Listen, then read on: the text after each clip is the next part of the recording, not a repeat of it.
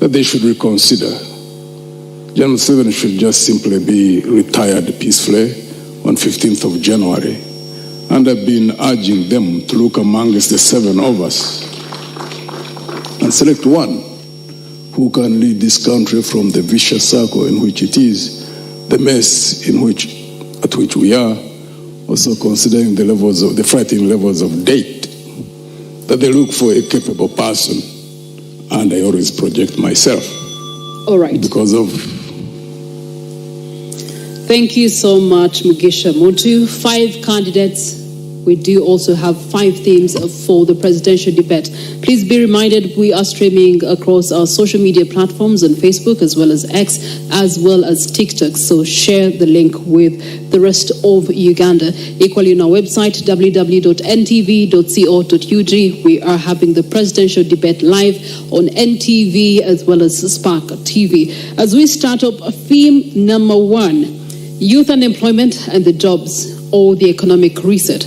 I'm going to start with candidate Frank Wulira. Just to shape the narrative, candidate, Uganda has a very young population, as according to the UBO statistics from the population census having been conducted in 2024, more than 73% of citizens being under the age of 30, including about 14 million people aged between 15 and 30, marking about 31%. And then you look at the latest labor data also showing us that only about 37% of these young people are actually employed and working. About 16% of them are choosing or are able to stay in school, and roughly 40 to 42% are neither in employment. We cannot trust them in education, neither can we pin them in training. Youth unemployment is standing currently at 16.3% compared to the 11.7% overall. When we look to the female perspective, there the youth unemployment is also closely higher at 20%. The figures do go on, but each year about 700,000 people do enter the labor market, but only about 34% of that figure is actually absorbed in jobs. Candidate Frank Wulira, given these realities, what concrete measures beyond the national employment strategy, beyond the national development plan 4 that we're currently running as a country, will you implement in your first 3 years? 1, to raise job absorption well above 34%. 2, cut the youth NEET rate by at least 10%. And then 3, to ensure that the additional jobs being created are decent, they are formal, and are creating opportunities rather than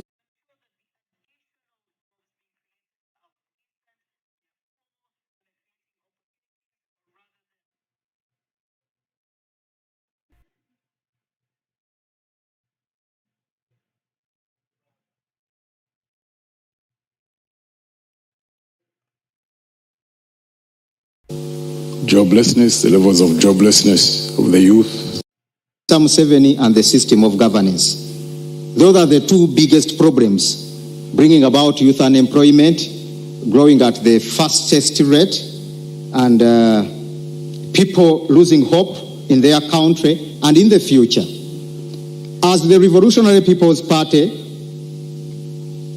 under the new federal arrangement, remember, after 15th January next year, in the next 2 weeks, Uganda will be announced as the new Federal Democratic Republic,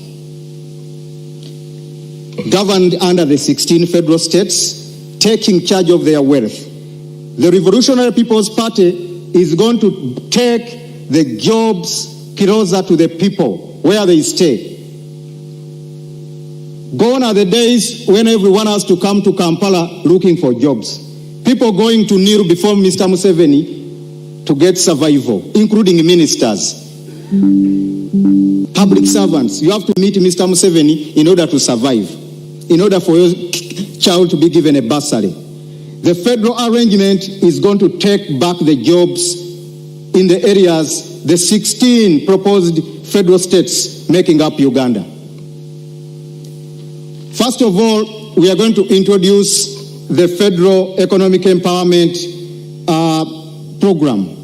The Federal Economic Empowerment Program is going to replace these failed Bonabagagawales, parish development models, which are just enriching NRM cadres and RDCs. swindling taxpayers' money, the Operation Welfare Creations, just helping soldiers to build more mansions and build arcades. They are all going to be scrapped, and the federal economic empowerment program is going to look at the Ugandans in Sebei are going to be placed in the cement factories where you even have truck drivers who are Chinese in Kaserem, in Kapchora. Mr. Bulira, can you name one country that's operating a federal system? UAE, German. Which ones of those are over just under 63 years? God said about UAE and its background. There was a time when Uganda was far ahead of UAE. You remember that one time Idi Amin Dada gave food aid to UAE when the current president was the father of the current Sheikh Al Maktoum. He gave UAE food aid, plus the little soil UAE has. It was taken from here and mixed with the sand. UAE, every tree in UAE and grass has to be irrigated in order to live for a day. I worry, but it is the capital city of the world right now. Uganda will be so far better if we had gone federal. I worry you might not know that much about federalism, because the best example, according to you, the United States of America, which is operating on a federal system. Mm-hmm. From the federal system, you go down to the state system. Mm-hmm. Then from the state system, mm-hmm. you go down to municipals. Mm-hmm. So I worry that you want to implement something that you're not very savvy with. That is according to you? No, this is the biggest economy in the world. So if you're to give an example.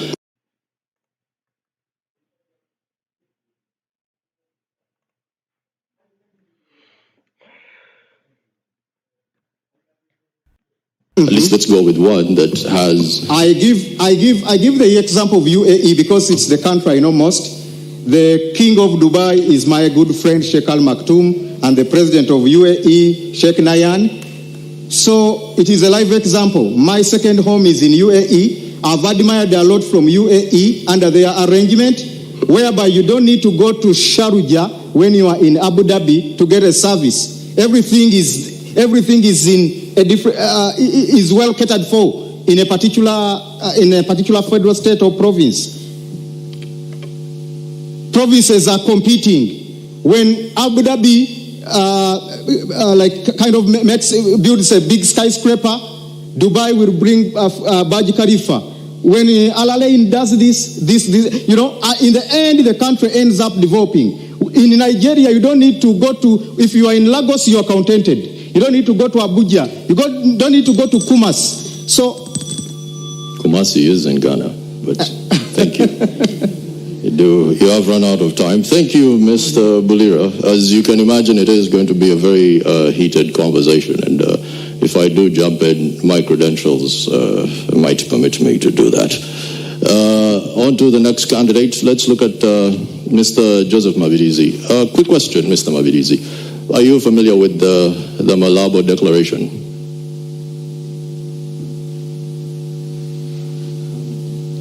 Could you kindly switch on your mic?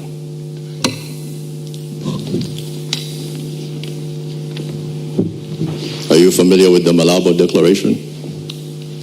So many declarations has been done. That is a yes or no question, so sir. Which one do you mean exactly? Malabo Declaration, Africa Union. Are you familiar with the Abuja Declaration? Which one in particular? Because several of them. There are several which has been done. I wouldn't want to eat into your time. Are you talking about the climate one? Are you talking about which one are you talking about? Okay, let's talk about agriculture. A declaration was made where 10% of revenues going through this fiscal plan when it comes to spending of any nation that is privy to the African Union spends 10% of their revenue on agriculture. As you can imagine, Uganda does not do that. That being said, what would you do in your first few months as president of Uganda to fix that? We have a very big plan about agriculture infrastructure, where we want to encourage much of small-scale industry, where people can use simple machines in agriculture. Like hose? When I talk about simple machines, I know even a hoe falls under that, but there are other machines which are not big tractors. There are those ones which are operated just with small engines. There are those ones which are operated manually. They just push them. So there are so many. So I'm not talking about only a hoe. I'm very confused. Are we talking about combine harvesters? Are we talking John Deere? Are we talking... I'm very confused. Going back to plowing with oxen, which one is it? Give me something concrete. They are tractors, but now I'm talking about the simple machines which use these simple engines, which are affordable. They don't consume a lot of fuel, and they are being used in Malaysia. Right. So you can visit Malaysia, because for me that's where I saw them. So that's what I'm talking about, that once we trade that and bring it into our nation, we would have helped a lot in agriculture. But you're addressing something different, because what this declaration say is to have 10% of your GDP. I understand your question. Give me time to answer. Please go ahead. If you want me to answer your way, then it's something else. Please proceed. I have my way, and I can pass either way to answer you. So you want me to give the answer you have? Huh? I have my own answer. So, I told the person who contacted me that let me hope you are taking me into a debate, not something like questioning you. Then you answer this, someone asks another question to take you off. So, what I was saying, there is a need to get that into that modernization agriculture, where we need to import simple machines to empower agriculture sector from the regions. And once you've empowered all the regions, having shared the power, responsibility, where the regions, they are also responsible for collecting taxes, and after collection of taxes, they only give 40% to the central government. Then 60% remains in the region. So the regional governments, they are responsible to institute and put into practice what fits their region according to agriculture. So it will be the responsibility of the regions sitting and deciding. Even what the declaration aimed at may be less. Each region will decide according to the need of that region. That's what we call shared power. It's not about only one person dictating that things should move in this direction or the other direction. That will be the responsibility of the regional governments. Makes sense. Thank you.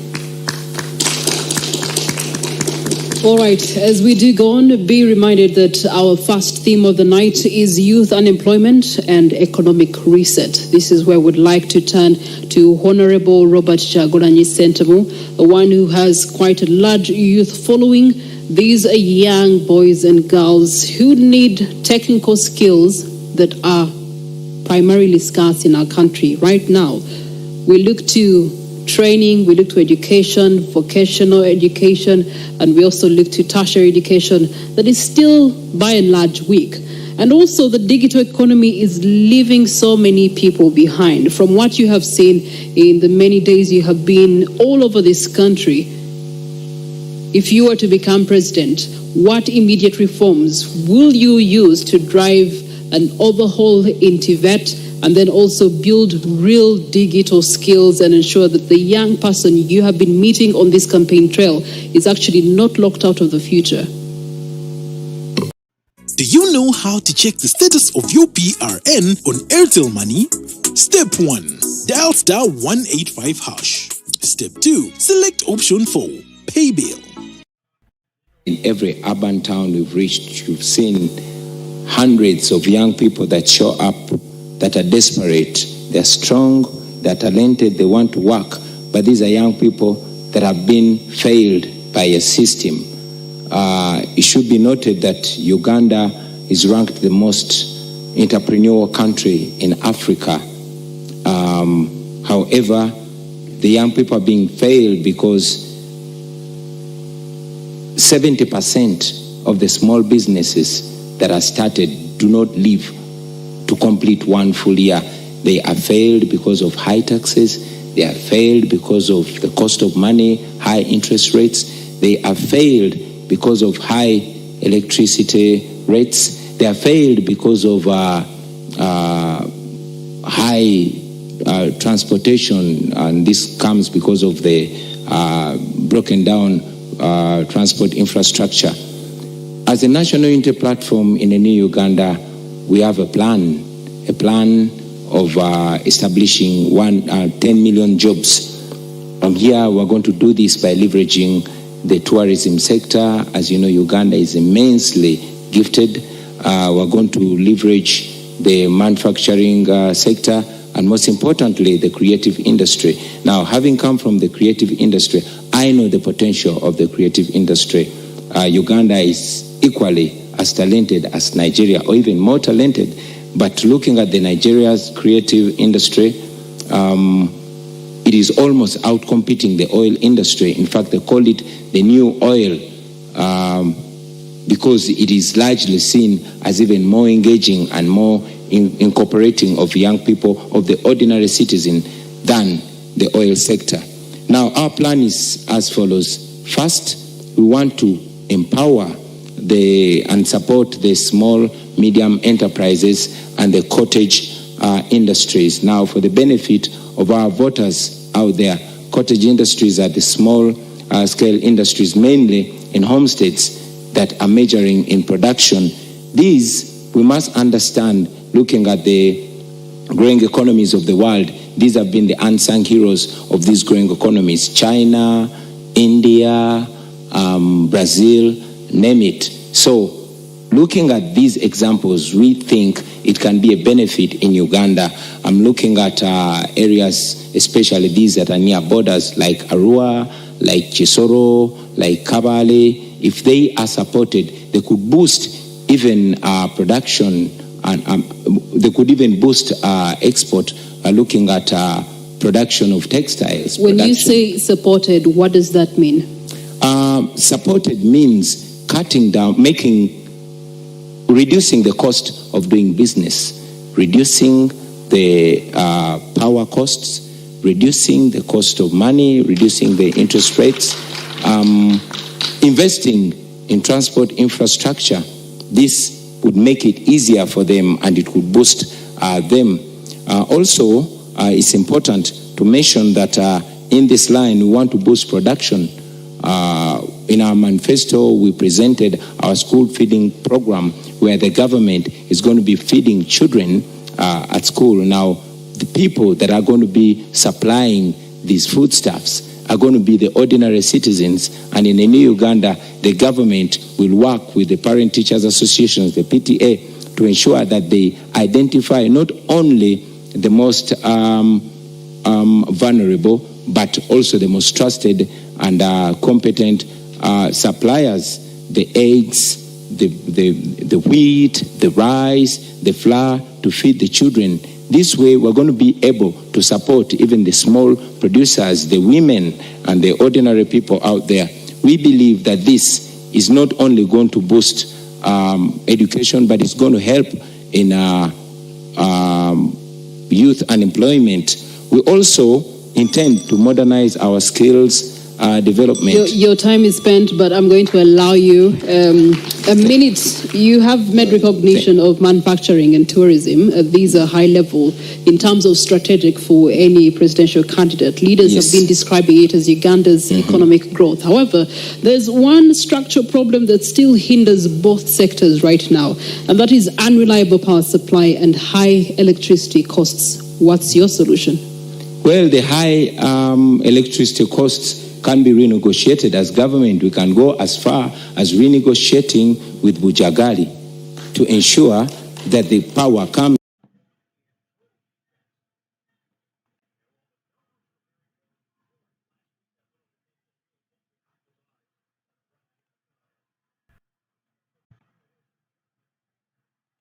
down, because that is what is going to help the product. As low as 3,500 shillings a day. Now, I was in Parliament in 2019 and we passed the minimum wage bill. Unfortunately, General Museveni refused to sign it. Now, we are going to reintroduce it in a new Uganda, and I will sign it because I will be president. Thank you. Thank you for that. Let's move on to candidate Nandala Mafabi. I've been going through your manifesto, which is quite fascinating. There's something that you mentioned, cooperative-led agro-industrialization. You're familiar with that. And here you do target tea fertilizers at 30%. Explain to me how this sizzles into working on the youth unemployment problem in the country. Thank you so much. First of all, Uganda is an agricultural country, so it's an agrarian economy. And the youth we have currently, if I give you an example, most of them are living in schools, or they have dropped out of school, but they don't have land. They cannot be able to go on the land to till it. But agriculture employs about 80% of Ugandans. Now, as a government, which should be serious government, should ensure that Ugandan citizens are employed. We're looking at skilling the youth, and you skill them in what you have. For example, we skill them in agriculture, we skill them in construction, we skill them even in ICT. Now, if you skill them in agriculture, that means you are trying to modernize agriculture. And if you're going to modernize agriculture, this youth will be employed in those sectors. I can tell you agriculture can go ahead to employ the biggest number of people. What do you do there? You produce what we call agro-processing. And if you go for agro-processing, those are industries and related industries. And when you bring agro-processing, the youth who have studied or who have not even unskilled ones, but you can skill them, will go and work in agro-processing. And that's creating jobs. And I can assure you the biggest contribution now where we can create jobs currently is in agro-processing, in the agriculture. And Uganda has an advantage. As I said, God has given us the best weather. You can grow anything. Now, for example, here we used to have 4 cash crops. And the cash crop meant where we used to get cash. That was coffee, cotton, tea, and tobacco. And the cotton you are raising, it is called, the cotton is called white gold. Now, what has happened? You talked about tea. The tea is called magnetic money. Now, the tea, you see, right now as we speak, the soils which have been growing tea have been taken to do other things. But why we're talking about fertilizers, you need to boost that land to grow more tea. And currently, even the tea which they are growing, there's a lot of debt which they have not paid farmers. And the farmers are getting discouraged. A good government should not make farmers get discouraged. What should be there should be a mechanism whereby if there's overproduction, you have stores, that is called silos. You must be the one, be the catalyst leading the marketing processes. You must be the one even trying to call incubator industries, whereby you can create an industry and hand over. I'll give an example. I did in fear. Total Uganda, which was, I think, an international policy, they came with a policy of saying younger dealers.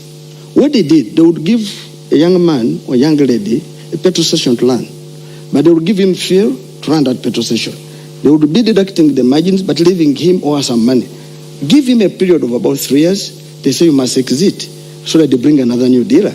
And the purpose was to train them how to manage business.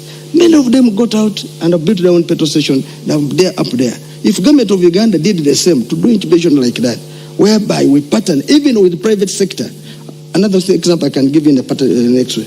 If a company employs disabled people, it gets tax deductions from all this tax. If government of Uganda wants the youth to be employed, they will be employed.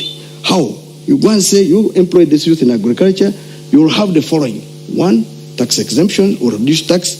2, you will be given some facilities because the youth will be working and earning a living. The tax deduction and what you are giving is creating the young man or young lady to be employed.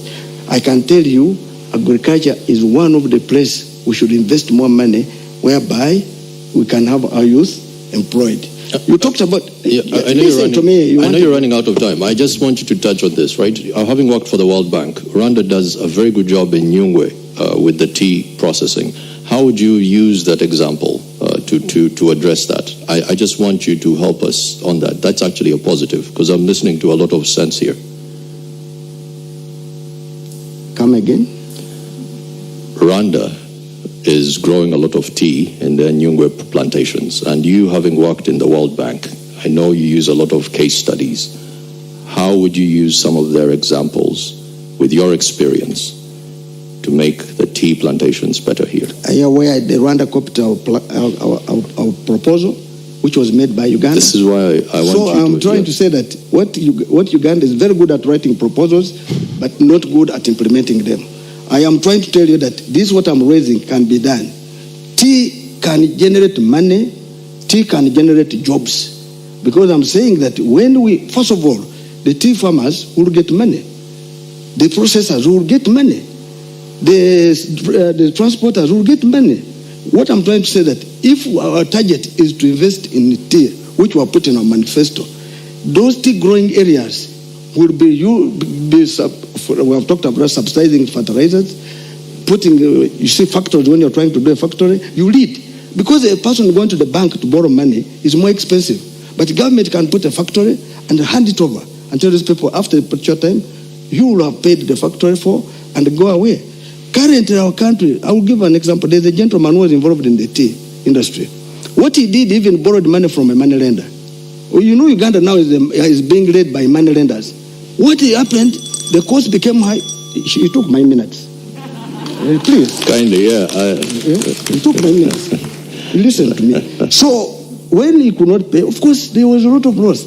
Our country had been done in such a way that cost of capital is too high. And because even the reason why cost of capital is high is because of government. The biggest borrower is government. So it crowds private credit. And so when someone goes to the commercial bank to borrow, they will say, no money, or they give you at an expense, maybe with more conditions. Now, what I'm trying to say, in the tea sector, if me become the president, I will tell you that it will be a deliberate effort to put industries, to put processes, so that credit, which should have been somebody going there, will be given by government beyond leading it, so that we create jobs in that sector. Fertilizers will be given on subsidies. And I can assure you the tea sector is the best now, because initially we had 4 of them, 4 ranking in. Tea can even overtake coffee. But of course, coffee is still high. In the current situation now, it is coffee followed by tea. Now we're getting a lot of money from tea, but also the marketing process are being driven wrongly. Government should lead in this process. I can assure you, I believe tea will create jobs and will make our youth be employed. All right, thank you so much. Staying matters agriculture, our national anthem does pride in our agriculture backbone, good climate and fertile soils. Gregory Mugisha Muntu. Many households are remaining in the subsistence economy right now as we speak, mostly in subsistence agriculture. You do have the standing current government prioritizing agro-industrialization, manufacturing with the incumbent, ensuring that there's a spread out of business and investment parks across the country. But there's also the element of tourism, construction, trade that are low-hanging fruits. Oil and gas, we've been promised that next year it should be bearing us some fruits. There's also works and transport. All these to acknowledge that there's a high failure rate of youth-owned businesses without systematic support in those particular sectors. How do you intend to actually ensure that there's policies, that there's public investment, that there's procurement that is geared towards ensuring that the young people's uptake into these sectors is one that will help them leapfrog from the statistics we know of?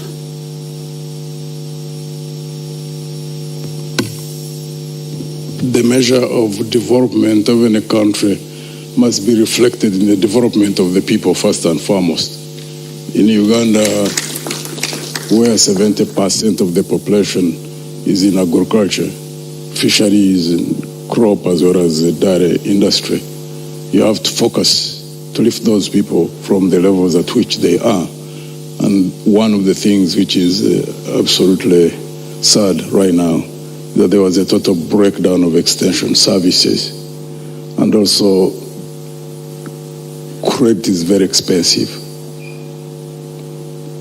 Other than PDM, which is touted all over the place, which is only 1 million, it cannot help farmers who want to invest. One, raising money for quality seeds, buying fertilizer in areas where you find that soils have got depleted, and then buying pesticides for spraying of crops, and also the use of machinery, either tractors or ox plows.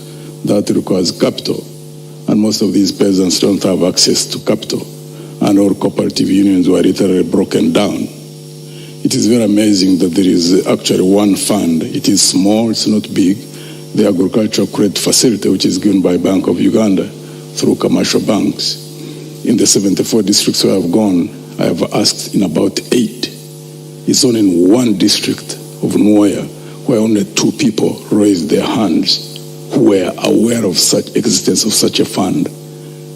Now you can imagine, this is an agricultural country. There is a regime which touts PDM, which is on 1 million. And yet the fund which could have helped those who are in agriculture would go into agro-processing. People are not aware of it at all. And it's at 12% per year. Farmers cannot survive on borrowing from commercial banks or borrowing from SACCOs at 30%, 35% and above. It simply can't happen.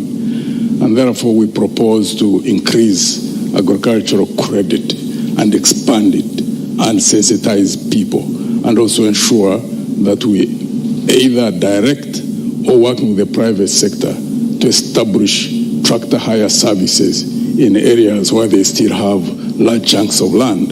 That is only in Lango, Chacholi, Teso, where you find peasants who still have, or subsistence farmers who still have about 10, 15, 20 acres. Now, the other areas where people are still on about 1 acre, 2 acres. I learned that ChatGPT works best with detailed prompts, but I hate typing them. So instead, I dig cheap credit in terms of low interest rate, long-term repayment period for agro-processing.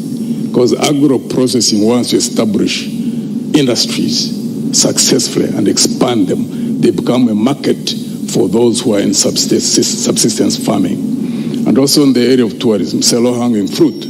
But Uganda is one of the countries in the region which doesn't advertise Uganda or market Uganda. I think the countries which aggressively market the countries is Tanzania, Kenya, and Rwanda.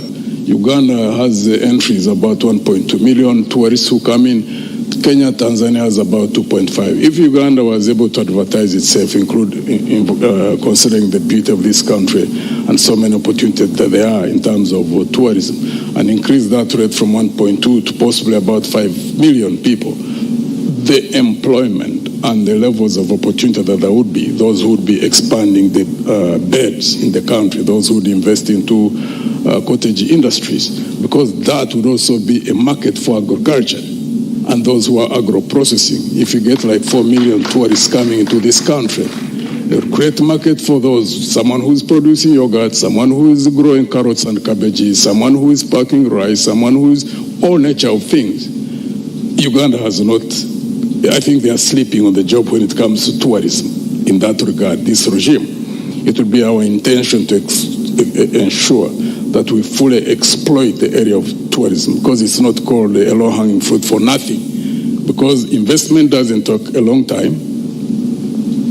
Marketing itself, once you have skilled advertising, Ugandans, there are so many Ugandans who are skilled in marketing, we can increase the tourist entries significantly in a 5 years' time, and it will be a very big area for employment of the youth. In your ANT manifesto 2026-2031, you are also very big about monitoring and evaluation of the manifesto you would have put out should you become president come 2026. What would be the indicators of success for the things that you have mentioned, particularly increasing the agriculture credit and also creating markets beyond our borders? One of the things that we really want to target and aggressively pursue is the area of corruption. We consider it as public enemy number one, because we lose 10 trillion Uganda shillings. That's about 2.7 billion United States dollars. And if you tackle first and foremost grand corruption, you know, where there are contracts for roads, contracts for water, contracts for energy facilities, where there are hundreds of millions of dollars which are lost, and you crack down, because we in our own party, we believe that if we dedicate effort in a span of 2, 3, 4, 5 years, you can reduce the loss through corruption of 2.5 billion. You can save about 70-80% of that. Reinvest it into the sectors which are needed: education, health, and also areas like I've already talked about, like in tourism. One, education, it may take a little bit of time to bear the results, but it's the highest form of wealth for any country that wants to develop. Because we are clearly aware that even countries which have nothing, not even one single mineral, when they invested in education, high quality education, skilling their labor force, and of course with good political management of those systems in such countries, some of them have developed. Example we keep giving is Japan. Now consider here, if you invest in good education, invest in having a healthy workforce, and also invest in agriculture, having food security, and also having citizens who are well fed. When you have those, plus the mineral potential which we have, and good political management, the sky is the limit for this country. And the sky is the limit for your time. Thank you so much, Gregory Mugisha Muntu. We're going to take a short break. As we do so, please be reminded the hashtag that we are running with is NTV Presidential Debate 2025, and we are running on NTV as well as Spark TV, and we are streaming live across the social media platforms, mainly X as well as TikTok and Facebook, and our website. Now there is a poll that is running. Which part of the debate is interesting you the most? There's finance and economic growth, there's health and education, there is also security and governance, infrastructure development. Now, just to extract a few comments that are coming in from our online audience, thanks NTV for preparations. Page 35 manifesto, 4.2 clean water for all. National Unity Platform shows interest of reducing the cost of 20 litres to 10 shillings. And there's a question there on the possibility in an economy where 50 shillings is no longer in circulation. There's also one that has commented here, WAPS on X says, what are the specific national laws, regulations and doctrine that a government that has power can actually use to ensure that there's a security, particularly regarding the arrests, the detentions, and the use of force and the such that is happening. Basically what we have been seeing in the most recent days as far as security and stability is concerned. We also do have Waha on X when he says, when the economy is stable, security will have the funds for defense, education will be funded, infrastructures will be built, and the health will have enough drug supply, meaning the well-being of the citizens, boosting the growth of all sectors. At the end of the day, he believes that economy is the key for him. Thank you so much for your voices. Keep them coming. We take a short breather. We return shortly.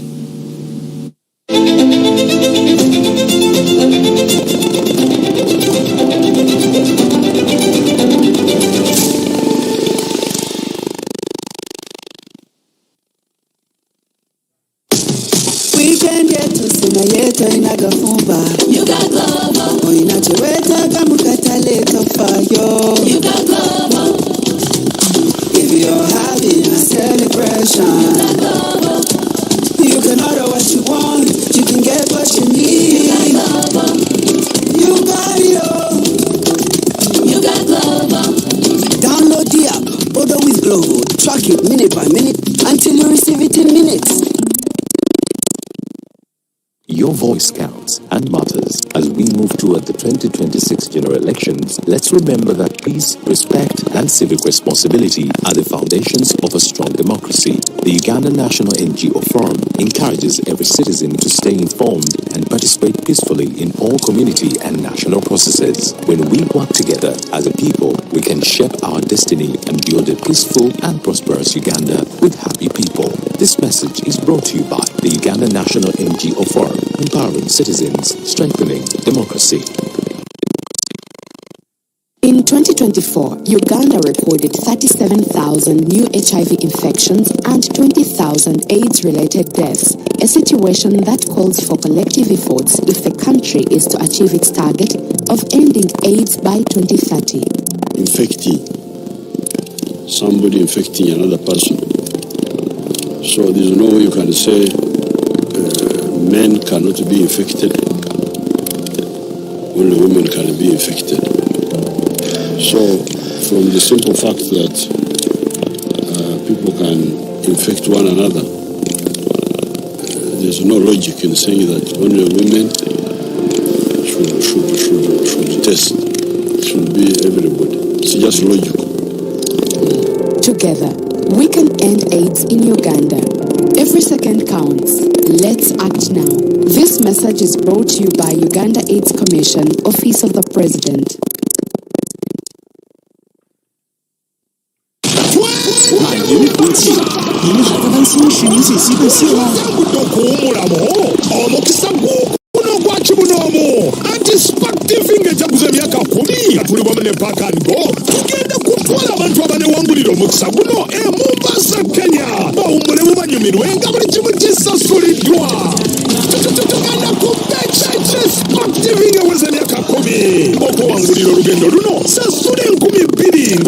MTN Momo kumachant kodi emunya mwenda noti munana satu obako ya tero manengo kosa machant kodi emwemu mukaga nyamukaga noti teka mumu mbasa ngari friends yo buli wasa suri nkumi ebidiezo nemikisa gyo yongere gyo kuangura kumama wetabye mukalulu kwenda Mombasa with Back and Go Tours and Travel. Mizibwa, National Lotteries and Gaming Regulatory Board. Amateka nobuko kulizo, bigoberebwa.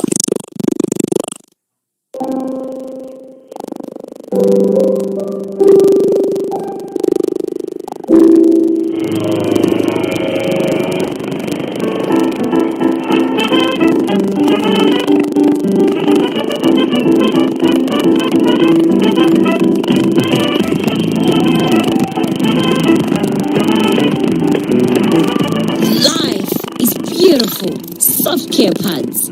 So fit, so right.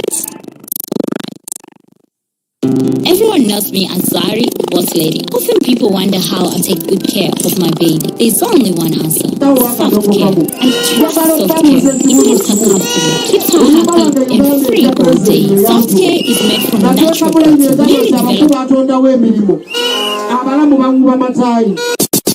Ebuvanjuba nebugwanjuba ewaka wasigala we wasinga. Beyond the Newsroom gwe mukutu ogukuleetera ekyo ekisinga katiranga naffe ng'oyita ku noti 771 453 688 ne noti 744 261 457 na bino bikulu tetulanga bafere tetulanga basawo ba kinnansi n'abagwa mu koowe eryo mwebale kutuwagira. Thank you.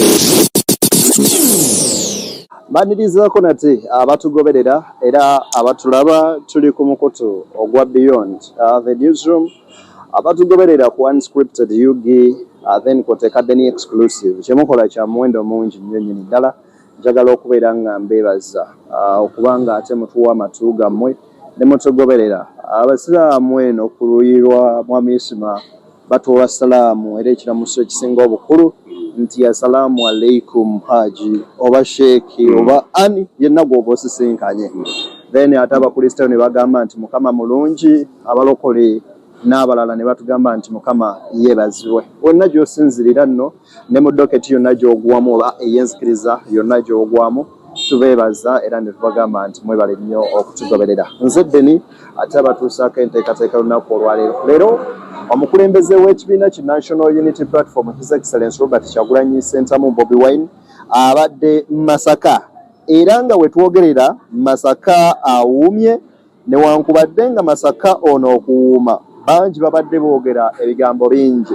Mathias Mpuuga Nsamba n'akabinja ke nga bagamba oyo ffe twamuleeta era kaakati ketuvuddeyo tebakyalina kye bagenda kukola. Kati ekibuuzo kye twagala okwebuuza, Kyagulanyi alina kyakoze ku Masaka y'abaffe ab'ebyokwerinda lwaki beefudde mukoko ennyo nnyini ddala mu kukutaataaganya entambula ze ne kampeyini ze. Olunaku olwajjo twabadde mu bitundu bya Jinja ne Iganga abaana b'ekibiina kye National Unity Platform baayisiddwa bubi nnyo nga bakubwa tiyagaalisa. Abamu ku bo waliwo yakubiddwa amasasi n'attibwa poliisi yatugambye omu, kyokka ekyennaku Kyagulanyi n'atugamba basatu. Watukeeredde olunaku olwaleero nga nnako munnamawulire gwe njogera naye nga ngamba nolowooza tebandibanga baaweza 5. So abaana bagenze mu maaso n'okuba nga bafa mu bintu ebwebiti ebitali birungi era ffenna bye tugamba nti ebikolwa ebiringa bino bwebiti bannange tubivumirira. So mukulu Yisimonaze ate tube nga aturoundinga off atubuulire byonna bwe byali n'ova gye tubyatandikire kawempe mu wiiki eno. Taata nsenso okulaba era adde mukama wange yetuli muli muti eyo njebaleko kale taata bigenda bitya yetuli tugezaako okulaba nga ate bannayuganda tubaweereza mu mbeera yonna ate mukama nga bw'atusobozesezza okulaba nga ate bannansi tubaweereza. Mukulu Isima obadde ombuzeeko n'akabanga nga twoloddemuko nga mwoli mirimu gyebale watuwasyo luli abantu ne bakwagala era ne batugamba ne bw'oleeta Isima mu wiiki n'oba omuleeta omulundi gumu n'otuwa ye yekka tuba tetukubanja. Ne ŋŋamba bannayuganda wano we batuuse naye kirabika ekintu bwe kityo kibaawo naddala ng'omuntu awa abantu information entuufu ate mukadde akalungi ke baba beetaagiramu ndowooza information eyo. Anti ffe tuludde mu byobufuzi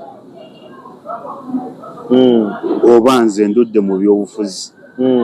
Nze natandika okuwakanya mwami Museveni nga ndi kaana kato ng'era baŋŋamba akaana k'ekibibi kabadde ki nakeera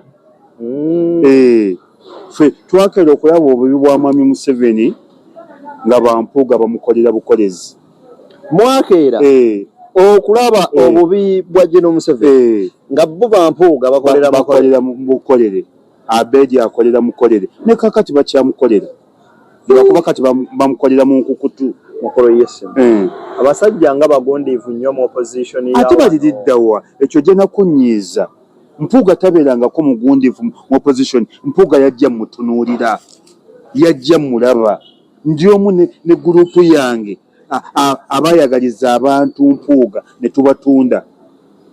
Mwatunda Mpuuga mu bantu? Ye nali nze Mukyaba Isaaka, Luba Kyoya, Civilian Major w'Ebugoloobi ne Zaakaliya Munnakayibwa. Kati Zaakaliya atugaggawalako akola wasale musale. Gw'osembayo n'olaba sale musale. Ebiseera ebyo yali mulwanya mmuli ow'ekitiibwa nga ye Katikkiro ng'atuwa 10,000 tuzigabana abantu 5 ng'ate tulaba nnyingi nga muli basiimu ng'atuwa 10,000 olumu atuwa 3 lwaba atuwadde nnyo ng'atuwa 1,000 nga tumusinkana buli lwa 6. Era ow'ekitiibwa mulwanya mmuli yatugamba muntundire abaana abo tebamanyi byabufuzi bazze mu byabufuzi. olwo bayingira Mengo bava Mengo bakoze bye bakoze Mengo bafuluma Mengo abagamba abaana baffe awo baali bafuluma Mengo bajja mu byobufuzi genda mu maaso kati abantu tuli batikya baabwe tuli batikya baabwe mwe mubafudde kiki bali exactly ffe twakeera okulaba mwami Museveni nti mubi nga bo bawaana muwaane nze ne likodi gye menye likodi bbiri sisonyiwanga mwami Museveni muwakanya paka kati ate sizunganga mu bibiina birala bwewatandikira ng'oli opposition paka nakati mbaddewo FDC bwe yafuna ebikyamu neŋŋaano okugenda najja nankumbi ne PPU neŋŋaano gigendamu neŋŋa kati esigadde wano mu bbanga ko gwenze wano wensigadde najja nankumbi sibagoberera n'abaalukwago sibagoberera nasigala wano naye abantu abo bwe mulaba bampuuga oba balina birwadde bazunze mu bibiina naddala Mpuuga oba alina birwadde byatambuza Mpuuga azunze mu bibiina Mpuuga yajja wa DP Mpuuga n'agenda mu Ssuubi n'agendako mu Kyalukwago n'agendako mu Forward ekyamama Mbabazi Mpuuga agizunze oba azunza birwadde nebakola Democratic Alliance nebakola political limbo kati oba addidde emirambo gye gyonna n'agiwa kaadi naye teri mulambo gwa Mpuuga gujja kuyitawo kati bye twogera authority and experience okakasa twogera authority and experience so byoyogerako mbimanyi ate ng'obirabidde akabanga very good kwegamba gwe toyogera okyamuukiriza ne kaakati nkyawakanya mwami Museveni. Every year, as we celebrate Uganda's independence, we take a moment to reflect on what being Ugandan truly means. Beautiful wool baskets that adorned our brand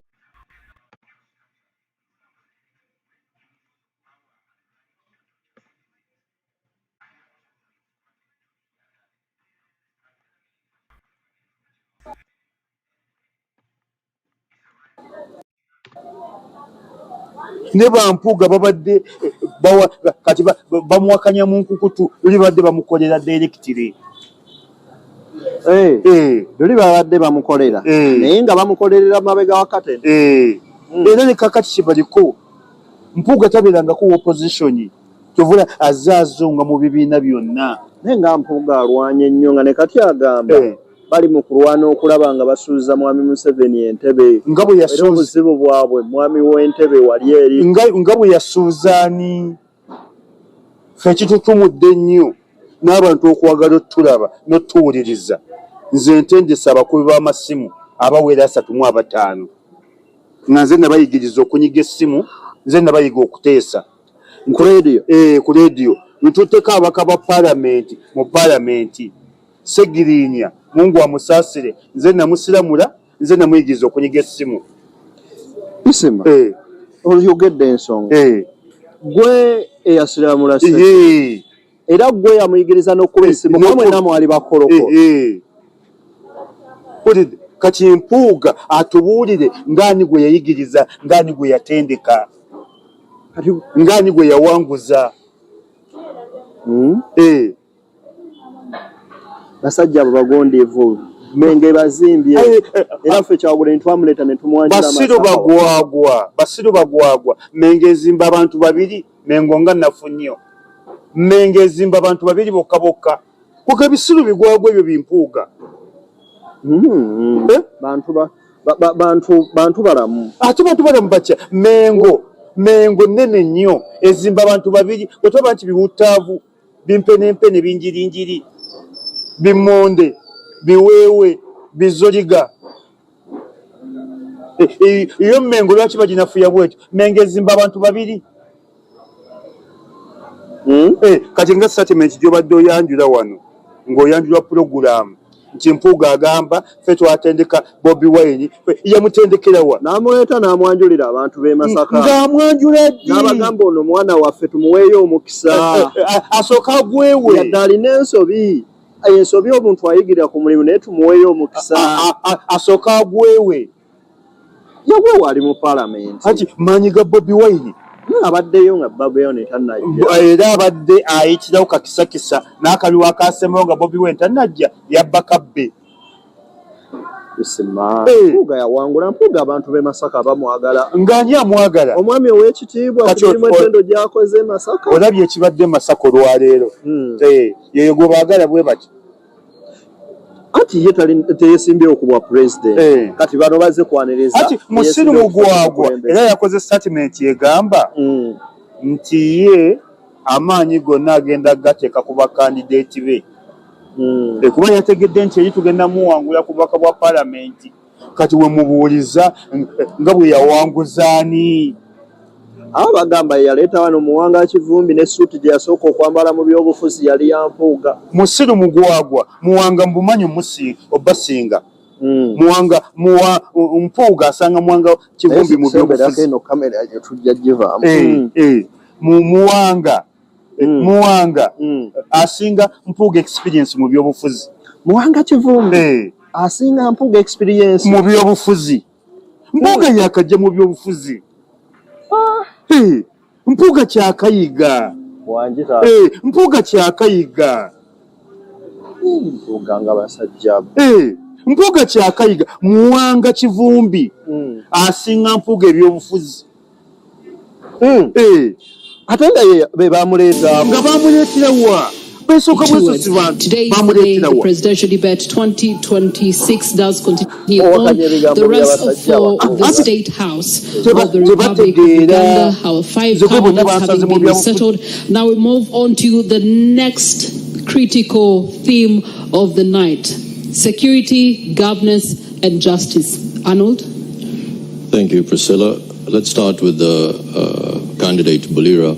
I like that you brought in the UAE, arguably one of the safest countries in the world. Let's look at some statistics. The Uganda Bureau of Statistics, the data does show that 61% of Ugandans feel safe walking alone. Only 61%. This is from the Uganda Bureau of Statistics. With such data, what would you implement to make sure that Ugandans feel safe and ultimately attract foreign direct investment to the country? Thank you. Thank you so much. Security is so important. It is so important that it can bring down a country. Insecurity can bring down a country within just 1 week. Under our new federal arrangement, we are going to put emphasis on building a more professional army. Professionalism in the security and military forces will curb the useless arrests. Having a decent and presentable army plus police and intelligence, and at the end, the country will be moving forward with other democracies. As the Revolutionary People's Party, we are looking at having a police and intelligence services that don't persecute or torture citizens, but rather help in building the country and bringing about sanity and following the Constitution of the Republic of Uganda.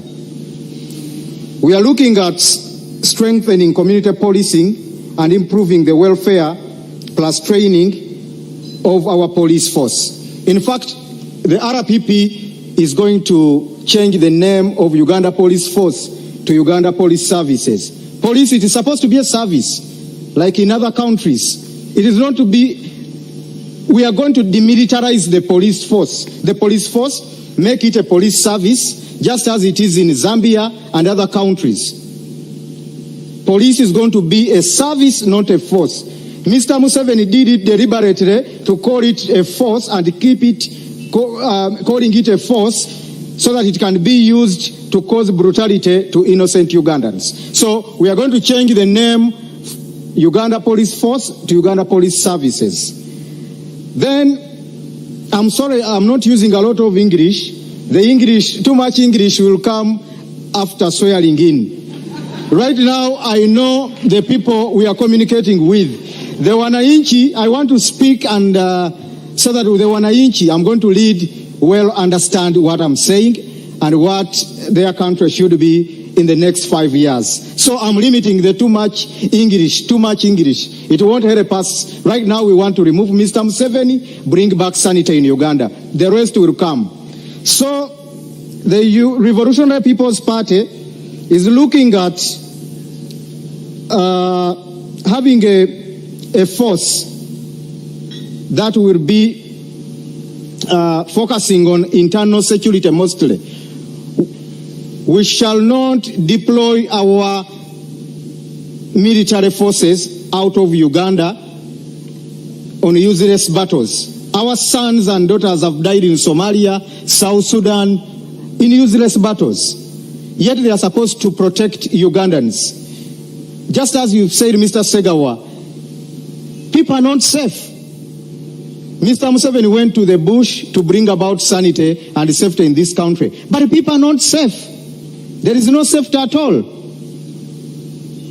Insecurity is added on the tortures, on the brutality, and the country totally just needs a change. The Revolutionary People's Party is also looking at motivating the police forces, at least.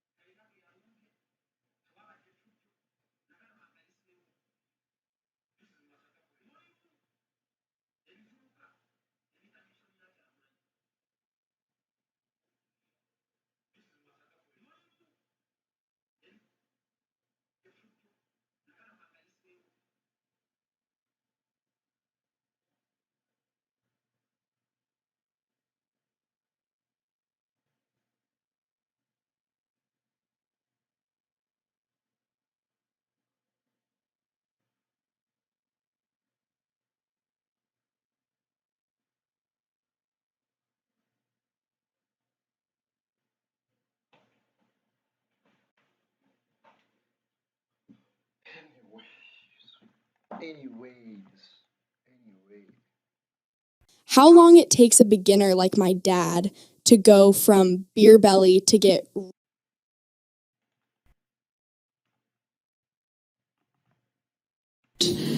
a duty and responsibility that falls primarily under law and order, which should be the mandate of the Uganda police. So we see a breakdown in the system and the dissemination of peace and security in our country.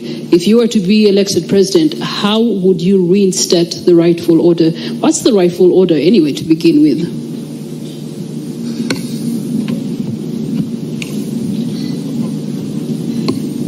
You cannot effectively deal with the security problem of the country unless you deal with the political question first. Because the army, the police, intelligence services are involved in unlawful activities because of the wrong orders they get, which are rooted in politics, because the top just wants to hang on to power. There are many officers and men in all those forces who love the country as much as we love it, who are well educated, who are well trained, So once there is a conducive political environment that is deliberately created, they can professionalize all those forces. That's one aspect of security, or the cause of insecurity. There's also another aspect that causes insecurity in this country. You can't have security unless you eliminate poverty. There are many places where we are going, through the villages. People are staying with animals in their homes. Because if the animals are outside the homestead or outside the house, they stay with animals inside the houses. If they stay out, because of the desperation of the people, they steal those animals. Now, when there's that nature of insecurity, even if you have 500,000 police officers on the beat, you are not going to control people who are desperate, who need something to eat. And therefore, the only way you can tackle that form of insecurity is to invest in the lifting of people from the levels of poverty where they are and ensure that they have got the means to cater for themselves and their families. Two, issues of justice. I hear those in the regime normally talking about peace, talking about stability. Peace is not the absence of conflict, it's the presence of justice. So justice and stability and security are more or less interrelated. Now, if you use the army, police services, and intelligence services in a state where there is no justice, yes, you can clamp down on people, but know that you are creating conditions for an ultimate situation where there will be an explosion. Basically, it will be sitting on a time bomb. And we have seen countries which have effectively done that, clamp down on people because of the police and intelligence services maintaining control over the grievances of people. But normally there is an explosion. That's not a direction we should be moving towards. And therefore, under our government, one would want to deal first and foremost to ensure that there is a leadership that follows the law, the Constitution and the law. Because that's also a form of security for those who are in power and also those who may not be in power. But once there's that realization in those who are in power that you must operate under the law, then it secures you in the sense that you don't even fear to leave power. Because when you leave power, when you have been operating under the law, you know that you are in the clear. You are not going to be harassed by anybody in terms of reprisals. So to us in Alliance for National Transformation, that's key. As they say, a fish rose from the head. You must have a head up there that is able to understand the dynamics of governance, the dynamics of security, the dynamics of creating an environment in which the best Ugandans who are in those forces, like in the army, there are many Ugandans out there really who do the best that they can, but because of wrong political orders, they are exposed to doing wrong. It's unfortunate, it is sad, but I would like to believe that we are almost seeing the tail end of that kind of situation in our country. Okay, they always say the fish rots from the head. Yeah. Let's borrow an example from our neighbors in Kenya. In 2010, they decided to change their constitution. One of the things that they were trying to remedy was the reduced presidential powers and also introducing stronger checks and balances towards governance and democracy. If we were to elect you as president on the 15th of January, how would you treat the current standing constitution as it is and the powers that it gives you as president on the day that you are inaugurated? One of the things that we want to ensure that is processed and reestablished within the constitution is the question of term limits. However, constitutions alone are not the issue, because we have had many countries where they have been the best constitutions, but they're always overridden. Why? Because of the culture. That's why we keep concentrating on ensuring that we get the men and women who not only talk about these issues of governance that we talk about. The Americans say talk is cheap. Any of us can say about the things that we say. Culture, to change culture, you must get people who are in leadership who are acting out of conviction. If you don't get people who are operating out of conviction, I mean, who can't market oneself? We've seen that happen in the last 63 years. That's why our focus is beyond removing what we don't want. We must focus on doing that we want. That's why we focus all the time in Alliance for National Transformation. Because we've seen regime after regime leaving power, and we remain in the same vicious cycle. There are many Ugandans, every sub-region, every religious group, really who care about people, who care about the country.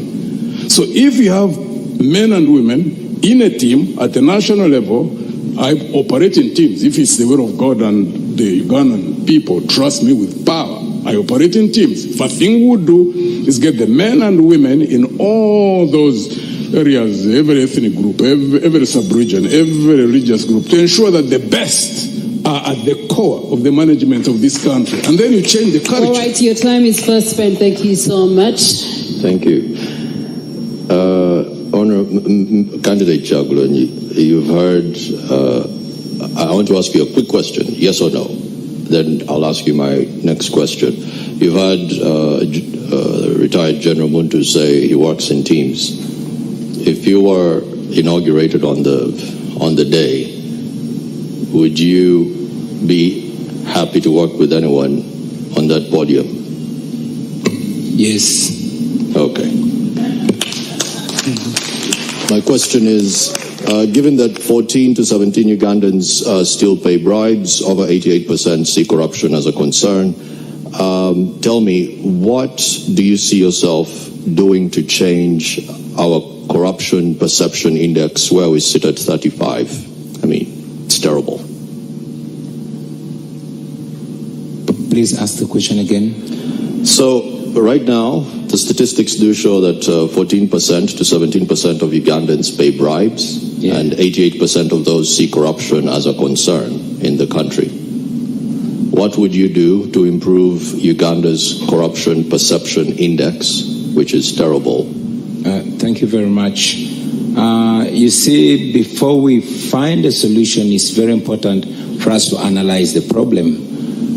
I think it all begins and ends with leadership, and Mildred mentioned it a few moments ago, that the fish rots right from the head. It all goes back to governance. It all goes back to the political will to fight freedom. As we stand right now, the Inspector General of Government, the IGG, Mulyagonja, mentioned some time ago that the big fish in corruption are always pursued and they hide behind the president. We are in a country where the head of state is the chief priest of corruption.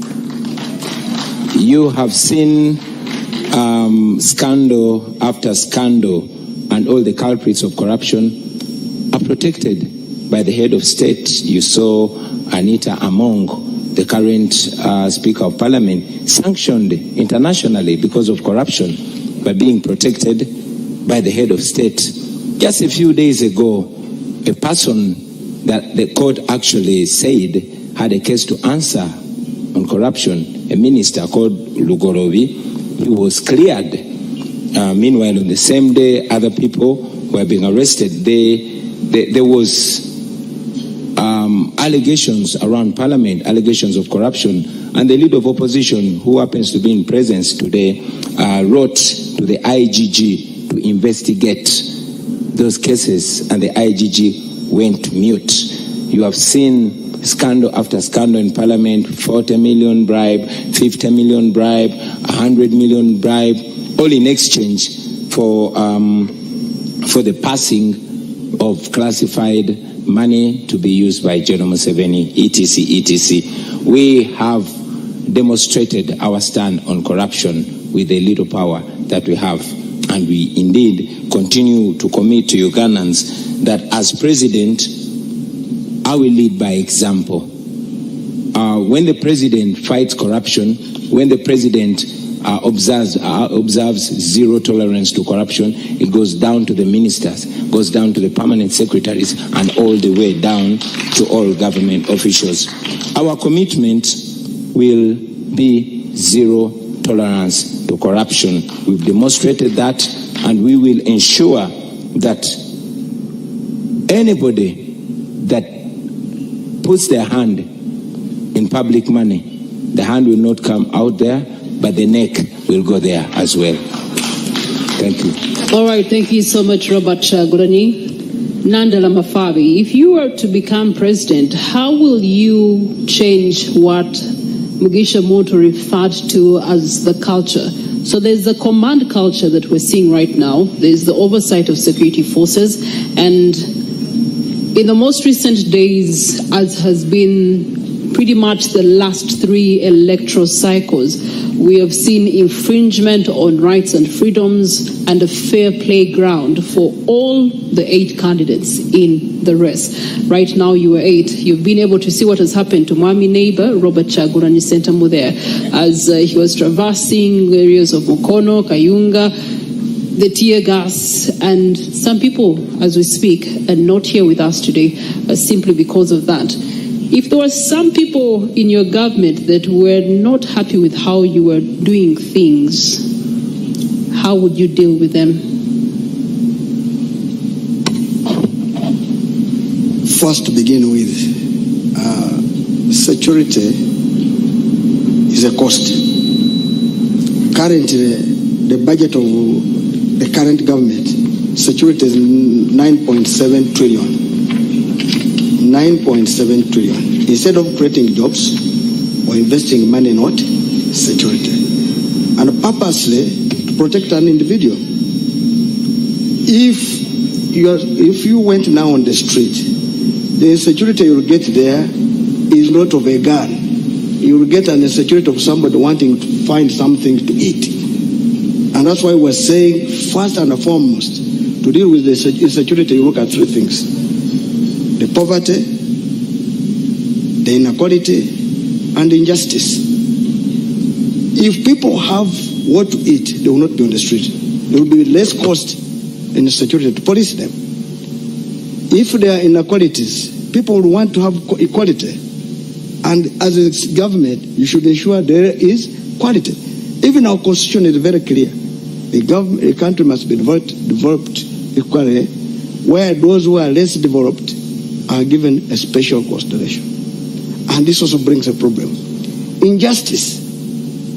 You treat others differently. Others who don't obey the law is very dangerous. So what will happen? A good government should follow the rule of the law. And the rule of the law means everybody is equal before the what? The law. Currently, let me go ahead a bit, then I come back to the security. Currently, we are getting political judgments. Political judgments. Not getting judgments following real justice. And the first place where people should be dealt with is judiciary. Now, in Uganda, the head of state is the same as the head of government.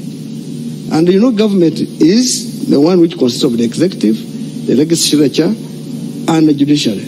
Now, he's the head of state, he's the head of government, he interferes in all this. And the first thing to deal with is to reduce the powers of a president. So that's the first thing to deal with. And another thing which for us we're looking at is to restore even term limits and the age limit. Now, what will happen now? If you are not agreeing with somebody, you have no pass as head of state to be able to determine the case. There should be processes to determine. And the judiciary should be the one which works. The parliament should be the one which also works. And of course, the executive controls the police should be the one which works. I believe if police was a real police force, which is supposed to protect the citizens of Uganda, to maintain law and order, it wouldn't be the one to fight the citizens. And that's what we're saying. The police should be a professional police. That applies to the army. The army should be an army which is a professional army, not an army which comes to terrorize citizens. Okay, allow me to interrupt. On that note, if you were to take over power, there's already a backlog in our prisons right now. 89% of citizens are aware of their right to seek justice, but only 17% are able to claim this justice and claim it in time, with only 15% knowing about the free legal aid in their sub-county levels. What are the top 3 justice sector reforms you would actually prioritize in order to deal with the backlog especially for political prisoners and disposal of targets, ensuring that there's fairness and justice is delivered in real time? Yeah, that's what we're talking about, judiciary. You know, the judiciary does not function. If it is functioning, there are cases in those courts which are more than 20 years old, not decided. Now, those are both commercial cases and political cases. Now, political cases are basically for purpose of making a sitting government to infringe on the rights of individuals. So that's why the human rights organization, the Human Rights Commission, should be one of those enforcing this. The most important is to give capacity to Human Rights Commission, give it capacity, give it resources, and be able to investigate human rights abuses. Number two, political prisoners, if you are in contestation of politics, it should also be decided in politics. There's no need to take your colleague in prison. If it is now like an election, allow him contest. Don't curtail anybody's rights. Three, access to justice. Of course, many people don't know their rights. And because even the access to justice sometimes is very expensive. Let me give an example. You go and get my mother deep in the village in the mountains, who will not know her rights. To go to court, you move maybe, say, 50 kilometers. What time will you reach court? You have mentioned the cost of justice. What strategies would you deploy to reduce the cost of justice? First of all, employ professional judges. You should not employ cadres. You should employ people who know their work. Number two, you should ensure that there's public awareness. Where there is no one able to get justice, say getting a lawyer. URA payments simplified even on Katochi. But first, you need a PRN, payment reference number. You have it? Good. Now, step 1, dial *185#. Step 2, select about elections and PDM. What is not useful for now. This is very important, and that is a deliberate effort. You must invest in it. And of course, there must be also audit of judgments. The Judicial Service Commission, which is the one in charge of it, should audit these judgments to confirm if the judge was right or not. Of course, when I meet a judge, I'm meaning even the magistrate grade 1, grade 2, grade 3 going upside. So we will need that. Also, the other one is we employ people who have not even investigated, audited. In Kenya, they did it well. Before somebody is appointed, the public talks about them. Some of these people we employ are criminals, and they are the ones dealing with this. Some of them are merchants. So these are the things we should deal with. The public should come out, be public hearing before somebody is employed in the judiciary. Thank you for that. Mr. Mavirizi, there's an act in a certain country called the Pose Comitatus Act, and it basically prohibits the army from operating domestically. From your approach of regionalism, how would you fix the Ugandan army? As we've heard, reports now saying that they will be responsible for protecting the vote after it's been cast, which is domestic approach usage. How would your regional approach address this? Thank you so much, Mr. Moderator. First of all, I want to arrest your fears. I'm going to start from the other end, not from where you want me to start from. You've heard me talking about regional governments.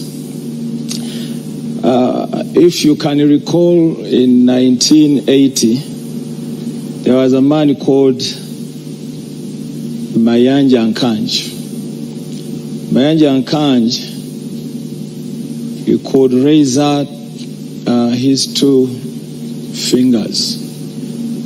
The two fingers representing, number one, the government of peace, number two, the two governments. And those two governments, we are talking about the regional governments. And when it comes to regional governments, we are the CP, we are the architecture, the champion of federal. So we are talking about federalism, the tangible one, which can work to solve all the problems of Uganda. So in a regional government, where I've already told you that there is share of power, so the recruitment of soldiers, the policemen and so forth, it depends on the population of the region or per region. Not only that, but in every region, because it is in the set of a federal government, in every region, they have got judiciary department. In that small government, if in courts call them small governments, they have a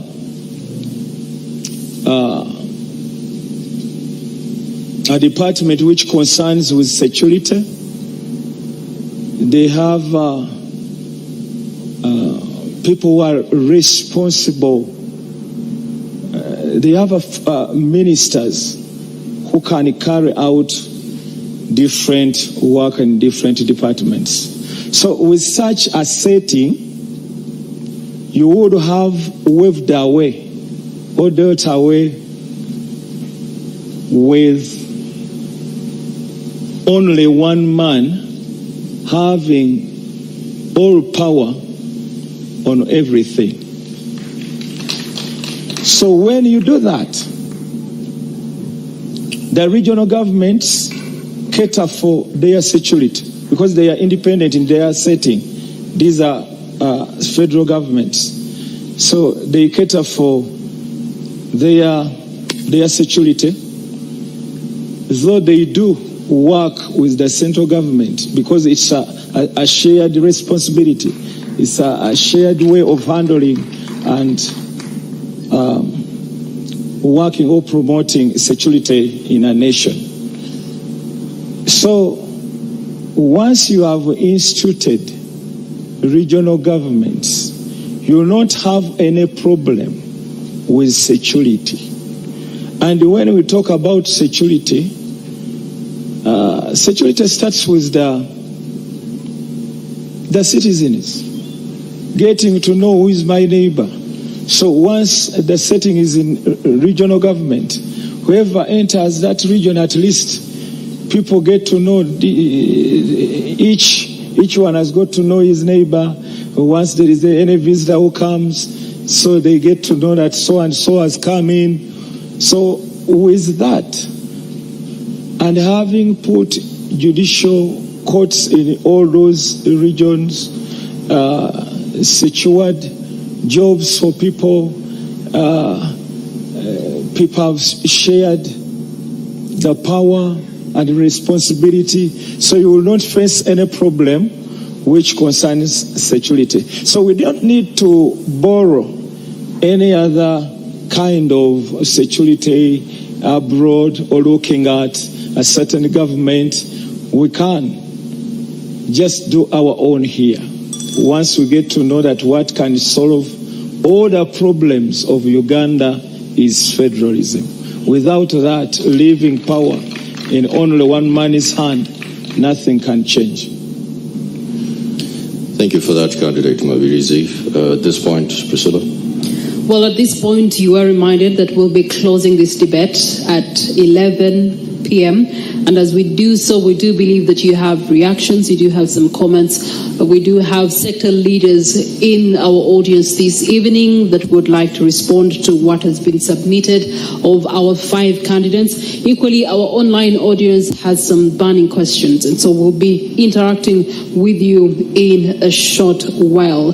Let's start on our final bend, finance and economic development. And I'm going to start with the man who has told us that on the race to 2026, he intends to put money in what? in our pockets. Hey. Okay, fixing the economy is just one element, but one who's a financial advisory. What does Uganda need to fix the economy, with or without you as president, Nandala Mafabi? I think you're aware. Let me start from 1986. In 1986, our budget was 777 billion. Before removing the 2 zeros, 86, 87. And that budget was able to do a lot of work. You know, they did what they could. Even university students would study for free. Somebody would say it was only one university. Currently, if you remove 2 zeros, you get 7.7 billion. Right now, our budget is 72.3 trillion. That means it has gone more than 10,000 times. But what have we got? So all along this time, what has happened is what? One, wastage. We are talking about corruption. Is one of our main problems in this country. Every year, they steal over 10 trillion shillings. Now, when they are stealing that money, first it increases the demand on taxes. So that's why people have to pay taxes to cater for theft. In our economy, we have money in houses. It is counted in circulation, but it is not houses. But let me focus on the one of this current one. Now, 72.3 trillion, yet we are estimating to collect 72.3 trillion, yet we're going to collect 37.2 trillion. It means already we have a deficit financing of 35.1 trillion. What does that mean? It means we're going to borrow. Now, that's what we go. They'll go to commercial banks. I'm sure they're going also to go to money lenders like our local people are doing. But that already is a demand on cash in banks. Now, when the banks will be preferable to lend money to government than the private sector. So if the private sector does not borrow money for investment so that it can be able to generate jobs, because if I went to a bank, I want to borrow money to put up a maize meal, but because of the cost of the money, I will not go there. Eventually, that means that investment will not happen. Now, jobs will not be there because the current government will be the one going to the commercial bank to borrow. That's what we're calling crowding credit, which is meant for the private sector. Two, if people don't have jobs, there will be no power to consume. Because if I've got a job, I will have money to buy goods and services. And when I buy goods and services, that's when I will also be paying good taxes on consumption taxes. But since I don't have capacity, I will be remaining a beggar. Speaking of taxes, I Naloga Priscilla Regina, I am constantly paying taxes. There's more taxes that are slapped on me ever so often. In short, what I'm trying to say is that the tax base remains the same. How do we expand the tax base? I think if you had listened to me, you would have got how you expand. Because I've said, if you have overcrowded, you have crowded the credit for the private sector, there's no investment. If there's no investment, there's no employment. Anybody who is employed pays taxes by either consuming goods and services, if it's not at the pay as you earn level, but at a certain level, you pay as you earn, which is a direct tax. Now, how do we do this? First, we must release credit so that the private sector is able to access credit at a lower interest rate, so that he's able to invest and get a return. Currently, the country Uganda we're living in, everybody now, if I'm not mistaken, every village you go now, there are money lenders who are lending our local people maybe 100,000, but they're charging 50% for only 1 month. Already those are the ones depriving those people to remain in poverty on a daily basis. Now, how do we go about it? We must expand the tax base. We shall expand the tax base if the government reduces its appetite for money which they are wasting. Cut corruption. You see the first, 9.9 trillion. If this money you invested it in productive sector, like agriculture, it will generate more money because that will create jobs. And that's what we're saying. It must be invested in better places. Insecurity will go down quickly because the biggest insecurity is because of lack of jobs. 3, currently, 14 people are the one maintaining 86 people. Now that's very dangerous. A country which is full of beggars is very dangerous. And that's where we are saying we must cut it down and make sure that people can get it. And that's why in agriculture, we're talking about cooperatives. Everybody what will growth, government will Okay, thank you so much. You can find more details in the manifesto for the Forum for Democratic Change candidates. We're going to allow you to take a breather as we are getting reactions from the audience. We do have various sector leaders that are in our audience tonight.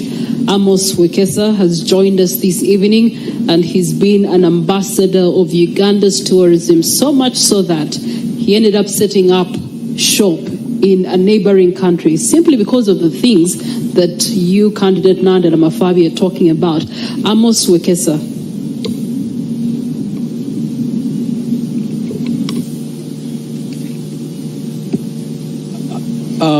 Good evening. I'm not a politician, so I don't know protocol very well.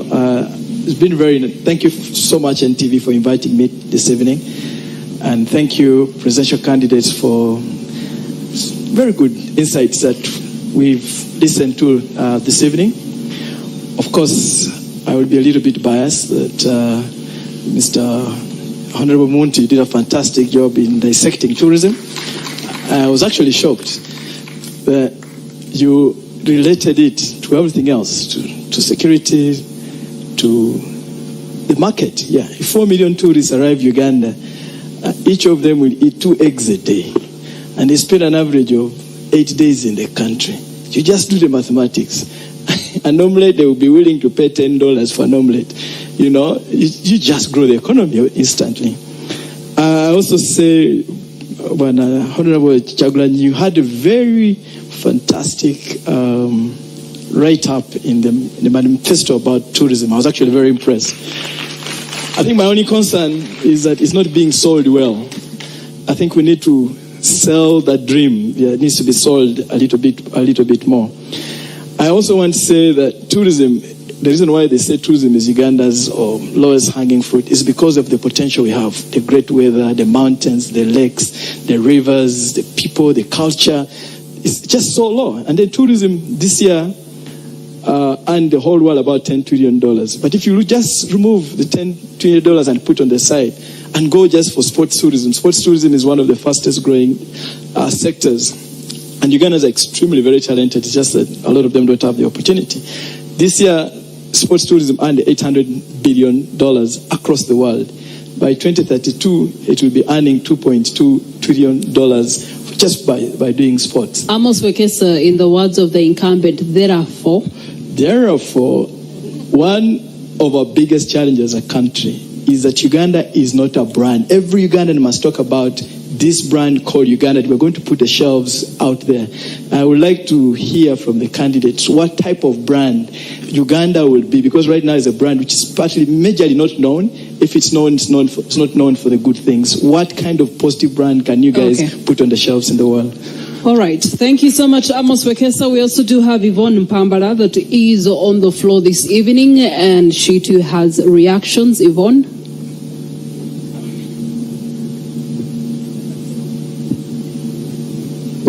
Our online audience, please keep those questions coming. We're going to be turning to them a little bit later on Facebook, on X, as well as TikTok.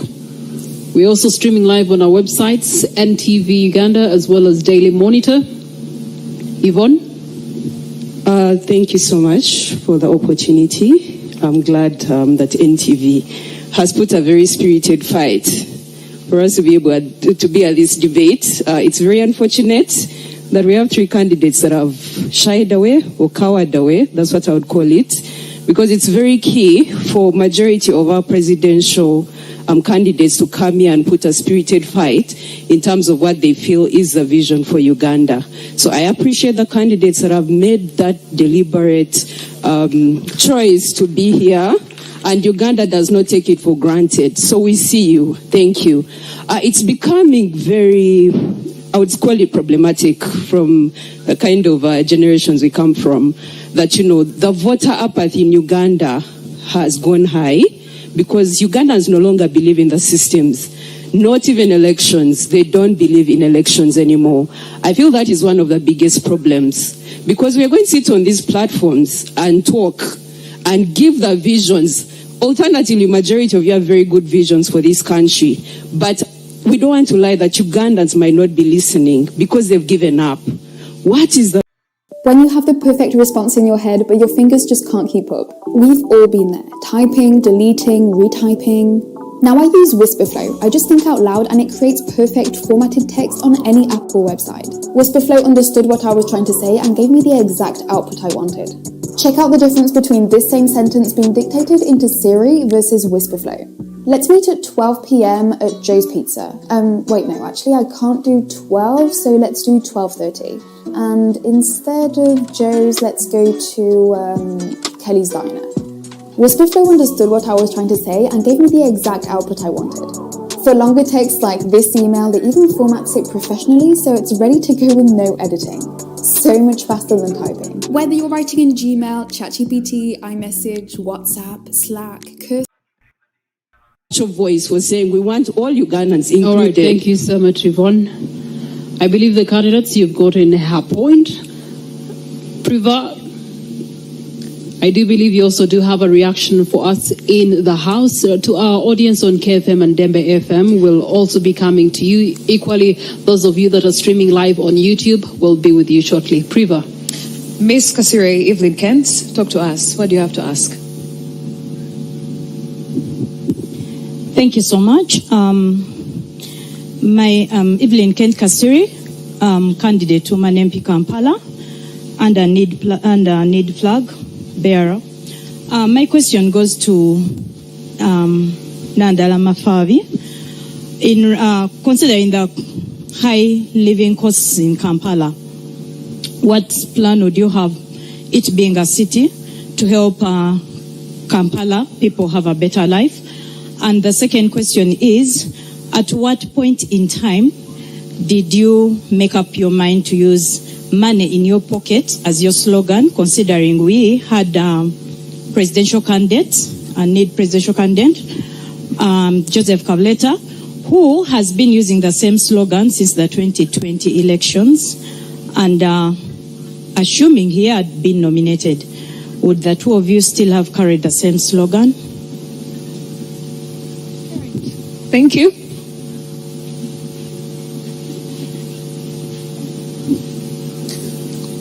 There's another gentleman here. Please make your submission. Thank you. My name is Agaba Mzora, and I'm from ANT Party. I'm also a candidate for Member of Parliament for Kampala Central, representing ANT. My question goes to Honorable Robert Kyagulanyi, and it relates to the recent confrontations his camp has had with Uganda Police and other related security agencies. It's quite unfortunate because previously, especially people from the security sector have been telling us that Ugandans were telling them that elections are boring because there are no violent confrontations between political camps and the security people. But they were not pointing at which Ugandans were saying that. To me, I took it to be that it was from their mouth. And so, as we have progressed, we have seen that boredom go away. Your question being? But also,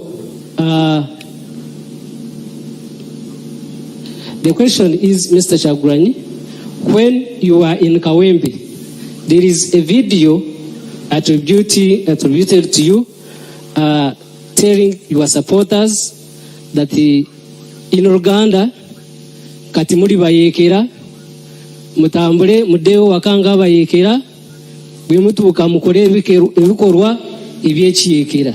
All right. Which means in English that you had told your supporters that you are rebels. As you go home, behave Your like rebels. When you reach home, act as rebels. Are those statements truly yours? And if true, what actually did you mean? Because we got different interpretations. All right, thank you so much. Of those statements. You know, politicians speak a lot. So, gentlemen, this is my floor. I will have you continue that debate somewhere else. But your point has been duly received by the candidate that you're referring to. All right, Anwar Katamba, talk to me. Oluzungu ennaku zino lwafuna ebigambo bingi. Njagala y'abooluganda balina ebigambo ebitonotono kubanga obudde butambudde. Waliwo enampisa erinnya njagala nnyo ebyokumpaana waana. Let him first pick a candidate there, then we'll pick somebody else from byonna bikole naye the man John Ken Ruchamuzi neyanza nnyo NTV kino kyemukoze kiringa nga senieni kyeyakola mu America. Nze Kivumbi Ernest Benjamin njagala okubuuza ekibuuzo bakandidenti baffe just buli omu ayogere yes or no. Eggwanga lyaffe teribaddeewo na transition yonna eri peaceful emyaka gyonna. Singa omu ku mmwe akwata obuyinza mugenda kusonyiwa President Museveni ne famire ye ku lw'obulungi bw'eggwanga oba mugenda kumusiba?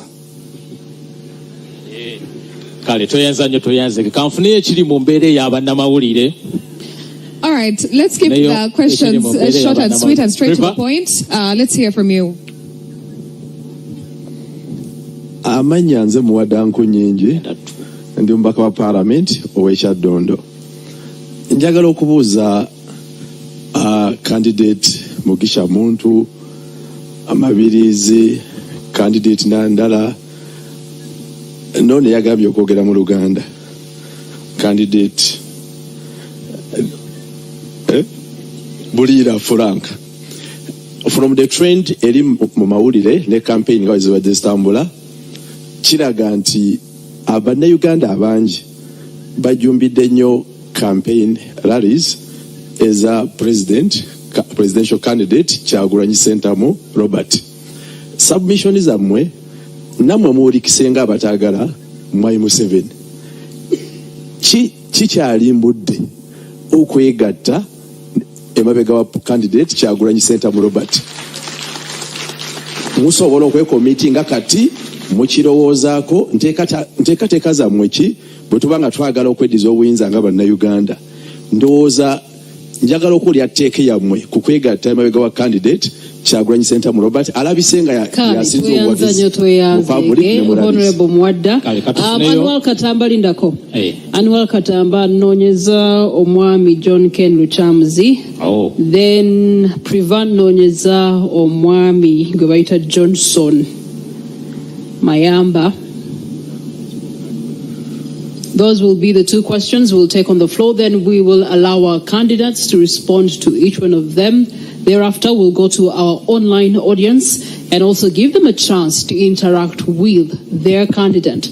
Presidential debate, Russ to 2026 elections. Thank you very much. My name is John Ken Ruchamuzi, the man. First of all, I would like to thank the NTV establishment for this wonderful organization of a debate of this magnitude. I'm making a comment from an intellectual viewpoint with reference to two presidential candidates, namely Owekitiibwa Mabirizi and Owekitiibwa Bulira. You have made a significant point with reference to your comments on federalism. One of the reasons why Uganda should go in for federal system of government is related to the gross mismanagement of Uganda today. Government is in shambles. If we don't pray very hard, even a military takeover could come in. So when the regions share powers. Honorable ekibuuzo kye kiriwa? Yeah. No, I'm making a comment. No, oh, you're making a comment? Yes. Okay. When the regions share security powers with the center, and well knowing that Article 1 of the Constitution says power belongs to the people, by sharing that power on security, will reduce the gross expenditure we are giving to President Museveni and his family. A lot of money we are paying all is directed to security. Will insecurity not end? Shall we keep on being... Thank you so much, Honorable. That's a question, that is a comment for all of us to ponder. The regions need that power because under the federal system of government, power checks power. Power from the region checks the State House, for example. But the district has no capacity to check the State House on corruption. I hope you understand. Thank you, Honorable. Thank you so much. Let's listen from Johnson. Thank you so much. My name is Johnson Mayamba. I am a journalist. He said democracy dies in darkness. We have covered this presidential campaign. We are covering the trail. We are covering the debate. And on a daily, a journalist is hurt. In all your manifestos, we've not had ourselves in them. What are your plans for the fourth estate? Thank you. All right. Many questions, 5 of you. I will start with Gregory Mugisha Monto. Responses to the House. To all the questions? Yes, please, to the ones that were directed to you and you feel you owe them an answer. Okay. Thank you. I think one which was specific was from Honorable Nkunyenji Muwada, because he was asking whether we are ready to go behind Honorable Robert Chaguranyi. Well, we are always open to discussions as Alliance for National Transformation, but we've also had experiences in the politics of this country. It depends on the basis on which one would make the conclusions that the country has made a decision. Because I've been in a party called Forum for Democratic Change, and I know that in 2011, 2016, we generated crowds that I have not yet seen in this country. Unfortunately, we didn't take power. So I always know, and I've always spoken out, it's not something that I hide, that winning is one thing, taking power is another. You have to have 2 different strategies for both. So if we are to sit and agree on the strategies for both, rearrangements could be made. I have no problem with that. Thank you.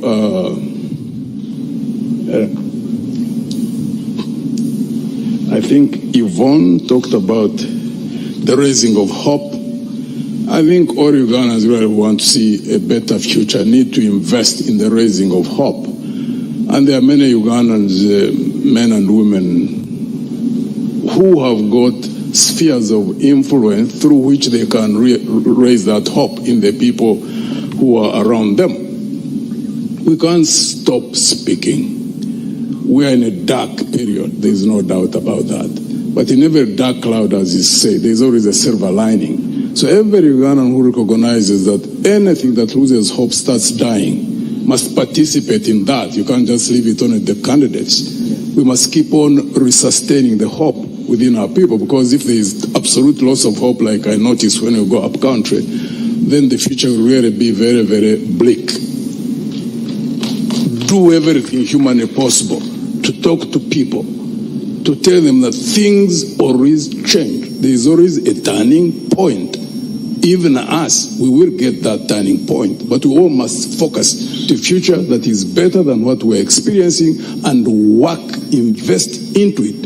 There's no way a better future is going to fall like rain, which unfortunately seems to be what most people hope or expect that is going to happen, that you leave it to just 8 people roving all over the country. No, 7, not 8. 7 is already, a different category. Is the one who want to throw out of power. So the 7 of us, you can't say we are the one. We can't be the only ones who raise hope. There are many more Ugandans who can discuss these issues on the dining table, in the taxis, in the borders, wherever they are, because hope is what sustains us as a people. The moment you lose hope, you start dying.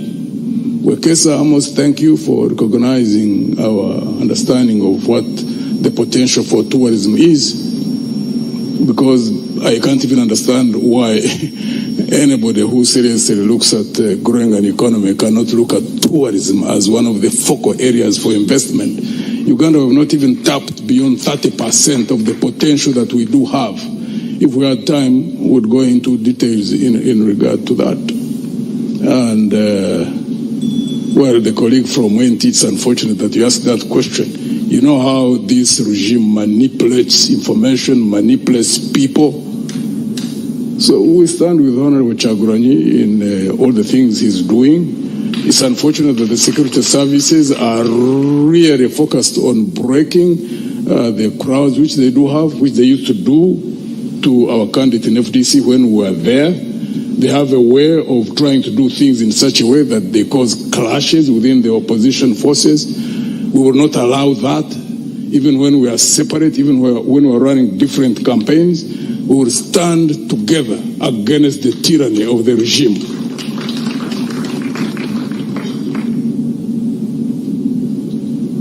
All right, thank you so much. The rules of engagement still remain the same. Each candidate has 4 minutes to respond to all the questions from the floor. We'll go to the next candidate, Frank Bulira. Thank you so much. I'll try to be very fast. First of all, I didn't say that I want to speak in Luganda.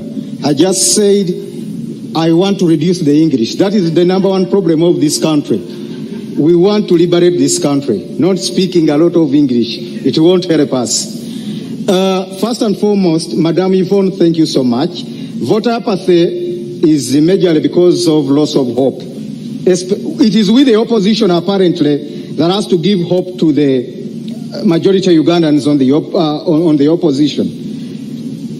As we speak, the opposition is only looking at how many members of parliament shall we get in order to get more iPod money, not removing Mr. Museveni. That is why, as the RPP, we have not even positioned any single candidate for MP, because people are just looking at getting 50 million because they lost hope. They think and believe that Mr. Museveni cannot go. So they say, let me get a call 300 million. With Mr. Museveni, God will decide. That is the problem. We, the opposition, we are now the problem of the country. People are looking for iPod money. First, we are not looking for iPod money. Dr. Chingi left a great foundation for our party. That is the reason as to why we are looking at removing Mr. Museveni and bringing back sanity in the Pearl of Africa. So, the opposition is majorly contributing on loss of hope and voter apathy. People have lost hope. But I know when I become president of the Republic of Uganda, all MPs from the different parties will join me. They will cross over. I could not waste a lot of efforts and money putting in funding presidential candidates, parliamentary candidates, because the major focus is removing Mr. Museveni and everything will go into the straight line by itself. Secondly, Honorable Mwadanku Nyingi, thank you so much. I respect you, comrade. You talked of coalition or getting behind Honorable Chaguranyi. I appreciate Honorable Robert Chaguranyi's role in bringing this struggle where it is. Creating a character is simple, whether it's from a sentence or a single image. Open art brings your vision to life. But that's just the beginning. Once your character is created, Haji Nassan Jege Sebagala had a crowd, a 1 million march. He didn't even smell at presidency. Retired Colonel Dr. Kiza Besigye. Go and look at the footage of the rallies Dr. Semogere had. Dr. Kiza Besigye had. Dr. Besigye has not delivered us to Canaan. It's unfortunate. The crowds are important, but it has to be a guided crowd with a focus, as General Muntu said. That is the reason as to why Dr. Agrechi Yingi was not staying in Uganda and was feared more than the people who are sleeping here in Wakiso, because Mr. Museveni knows he will contain them at the end of the day. They are not even focusing at presidency. We are looking at removing Mr. Museveni. In fact, I would be the person, if the Honorable Chaguranyi would rather behind. I don't want Ugandans to be disappointed again, and at the end, they tell you, I'm the solution to this country. Don't expect me to tell you, we have all the plans from A to Z. I inherited Dr. Agrechi Yingi politically. I have all the contacts and the networks. That is the reason as to why my campaign has started late. Many people have been asking why I have not been campaigning. It's not deliberate. My accounts were frozen. All our funders were intimidated. Mr. Museveni called Sheikh Maktoum, the king of Dubai, and told him, unless you are opening up UAE and Uganda, don't support this guy of Dr. Chiyingi, because he knows Dr. Chiyingi has investments in UAE. President Hakainde Hichilema of Zambia was intimidated. My container of T-shirts from China was confiscated. Candidate Frank Wulira, the good news they is should that all you come are behind seated. me. I'm the only person to redeem this country. Thank you very much. And the good news is that you're seated next to the man himself, Robert Chagulanyi Sentamu. What saith you to the responses that have been presented on the floor this evening?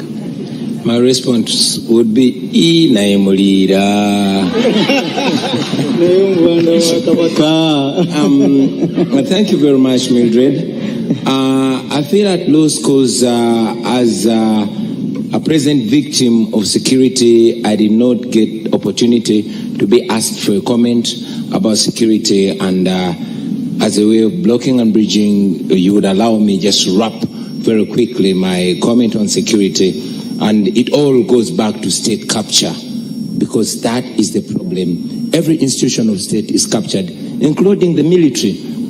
And unfortunately, it's the military that is being used to capture the rest of Ugandans. The question of the military was settled way back in 1995 when the current constitution was promulgated. Under Article 208 of the current constitution is to the effect that the UPDF shall be non-partisan, the UPDF shall be national in character, and the UPDF shall be subordinate to civilian authority. Unfortunately, that law is nothing more than the paper on which it's written. Now, the UPDF is reduced to a tool of oppression. It has been said before that there are no bad soldiers, there are only bad commanders. And the statement is true with the UPDF, because now you will notice that the problem begins with the appointments. The appointments are done according to relationship, and sadly, according to DNA. You have seen police officers, military officers coming out to make political statements against the law, and nothing happens. You saw Brigadier Koldo Kidi. You have seen General Museveni's son making political statements, and nothing has happened, and the list is endless. Our plan for the military, first and foremost, because they are desperate as well, they need to be paid right in order for the right thing to be demanded of them. And we've made it clear as a national unity platform that we shall ensure that our men and women in uniform, both in the UPDF and police, are well paid, and they will be demanded to respect the people of Uganda. There should be a strict code of conduct. Recruitment and promotion shall be done on merit. And also, it's very, very important for me, on behalf of the National Unity Platform, to commit that while I'm president, I will never, ever use the military or the police to play politics. Now, having made that comment, allow me very quickly to respond to the questions I heard from Wakesa, and I appreciate your efforts and your contribution to the tourism industry. But we must understand that it all begins and ends with governance. Just go to Google and type in Uganda. Imagine you're outside Uganda and type in Uganda. You'll see what it brings to you. Will that be reason for you to tour Uganda?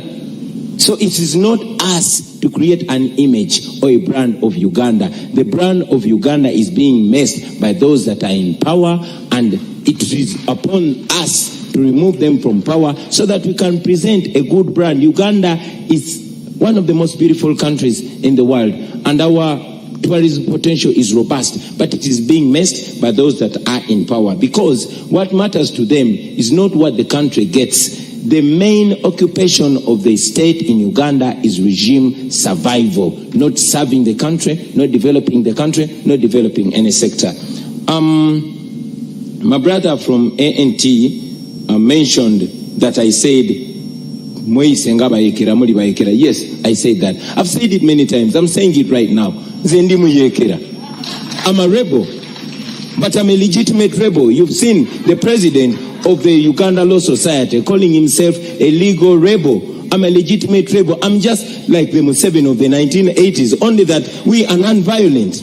That's the difference. Okay, we are within the law, we are non-violent, but we are rebels, we operate like rebels. Allow me to just stick to what you were talking about. Yes, please. There's a question here from Mr. Chigongo, and he's asking, what are your plans towards bolstering multilateralism as well as bilateral relations? Present yourselves as Ugandans. Let us present Uganda on the same moral standard with our country, with other countries. We want to relate with Kenya.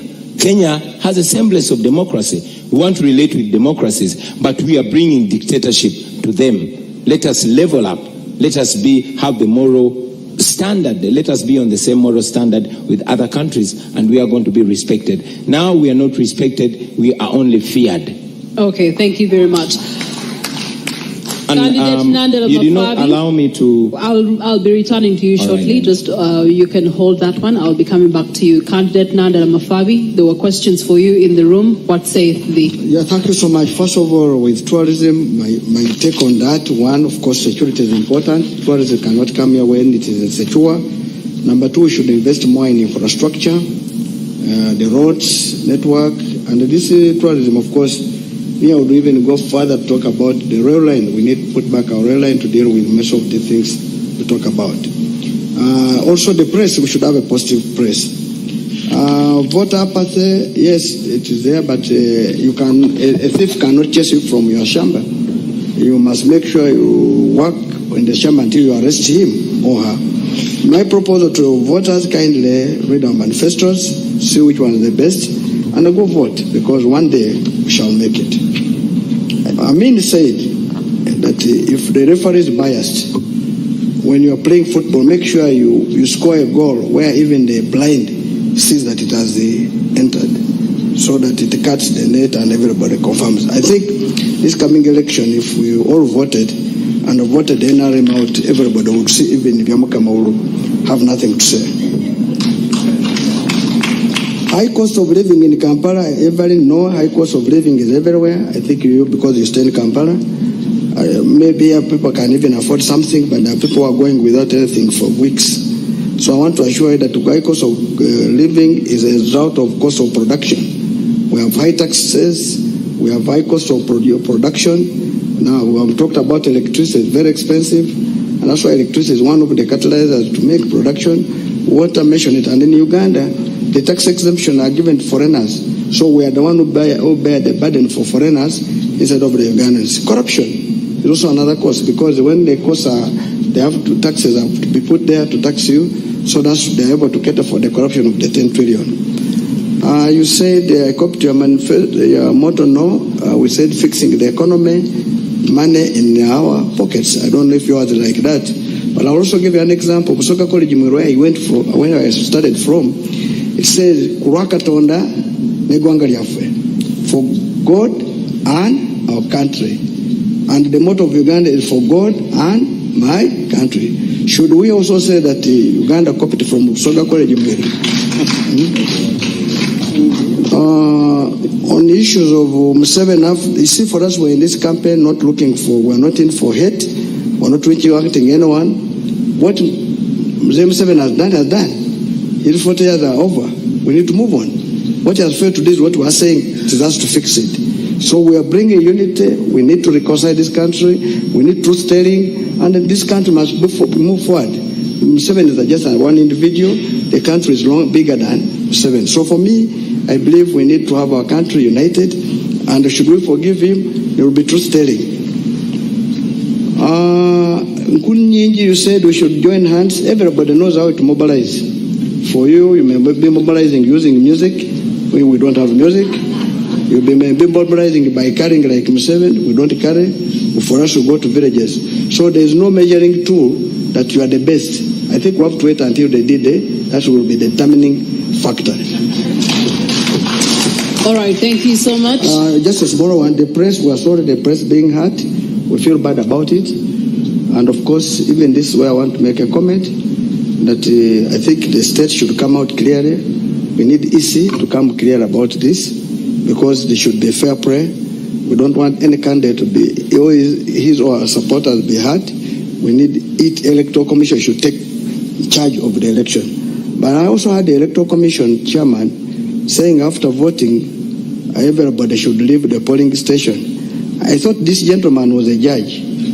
When I look at the rules, the Presidential and Parliamentary Elections Act, it's clear says that after voting, a person should stay 20 meters from the polling station. Is that the same way by saying people should go home?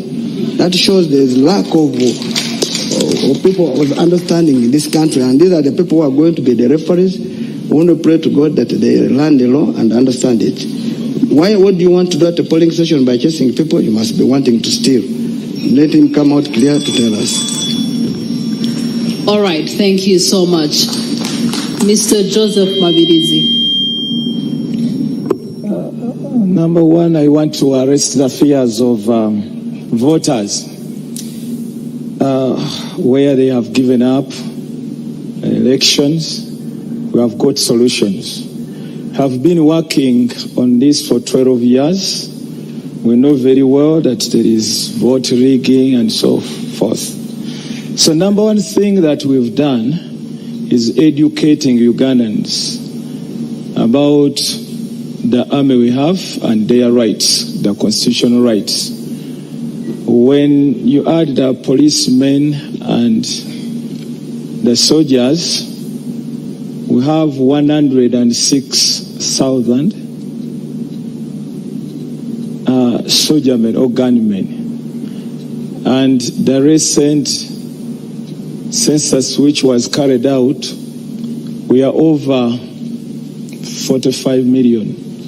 And they did not come to my home. So we have already mobilized people who are more than 3 million. If Justice Byabakama decides to announce any other person, giving our win to another person, then the 3 million people, us who are not cowards, we shall raise and fight against that. Secondly, we have offered a safe landing for the predecessor to be, and we have already written to him. That's also very important. Then Ugandans getting to know that this is the number of army we have. If anybody violates the constitution, we have to raise. That is very important. And whenever we have gone in this nation, we have carried out baton campaign along with mock elections whenever we go. And that has helped Ugandans to know that the current regime has no support, because whenever we go, we get the ballots, people vote, and there is no place where this regime has got more than 4 votes. So that one is already now known. There was a question about the journalists. You are covered. Once there is good governance, you don't face all what you are facing today. Then when it comes to the question about joining Kyagulanyi, I sat with Mr. Kyagulanyi Slice in his house. Then from there, I wrote to him twice. I'm born again. We sat in your house. You don't recall me coming to your house in Magere? You have forgotten? Say, I did. I'm born again.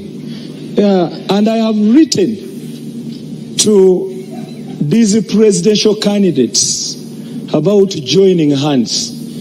They endorsed, they received the letters. They didn't turn up. So, what do you want me to do? Then another thing, these people opt for going to courts of law, yet we know that the courts, they are in the hands of just one man.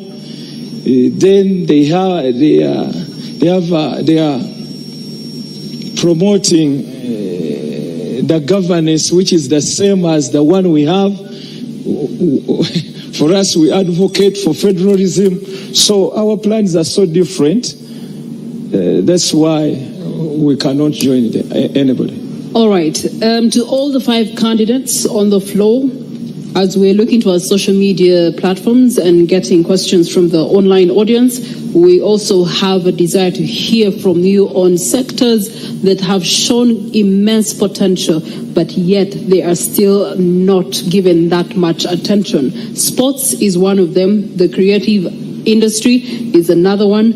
And of course, some people have not had responses of candidates regarding protection mechanisms for the Fourth Estate. That being said, as you prepare your responses, turning to our social media platforms, someone has put a crying emoji and said, "But help me, as Uganda started out as a federal state, but the system collapsed. Nigeria is currently also running on federalism, but it is constantly facing ethnic, religious, and regional clashes. How different is the federal system they are suggesting?" And of course, that is to candidate Burira. Then we also do have on X Okelo George, who says, "Given Uganda's history of contested elections and past allegations of electoral violence and media suppression, what concrete viable steps will you take as a candidate to guarantee a free, fair, transparent, and peaceful election, including..." My dad can't lose weight with Tai Chi, so it's a scam? Oh, no, he probably just doing it wrong. Most men do Tai Chi wrong, and that's exactly why. Have Rango3_8 on X says, "Uganda has one of the youngest populations in the world.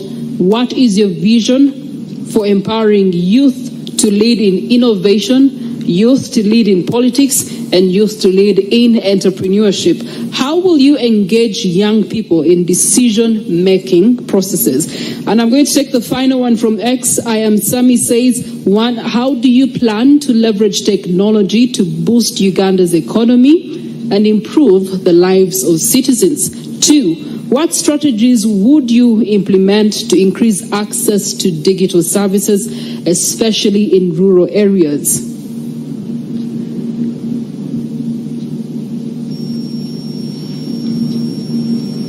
Giving you a minute to digest those. Thank you so much to our online audience. The hashtag to follow is NTV Presidential Debate 2025, And as we do so, we are also streaming live on Facebook, on X, YouTube, as well as our website, that is NTV Uganda and Daily Monitor. Our audience on KFM and Dembe FM, thank you so much for being with us. I believe our candidates are now ready. I'll start with candidate Bugisha.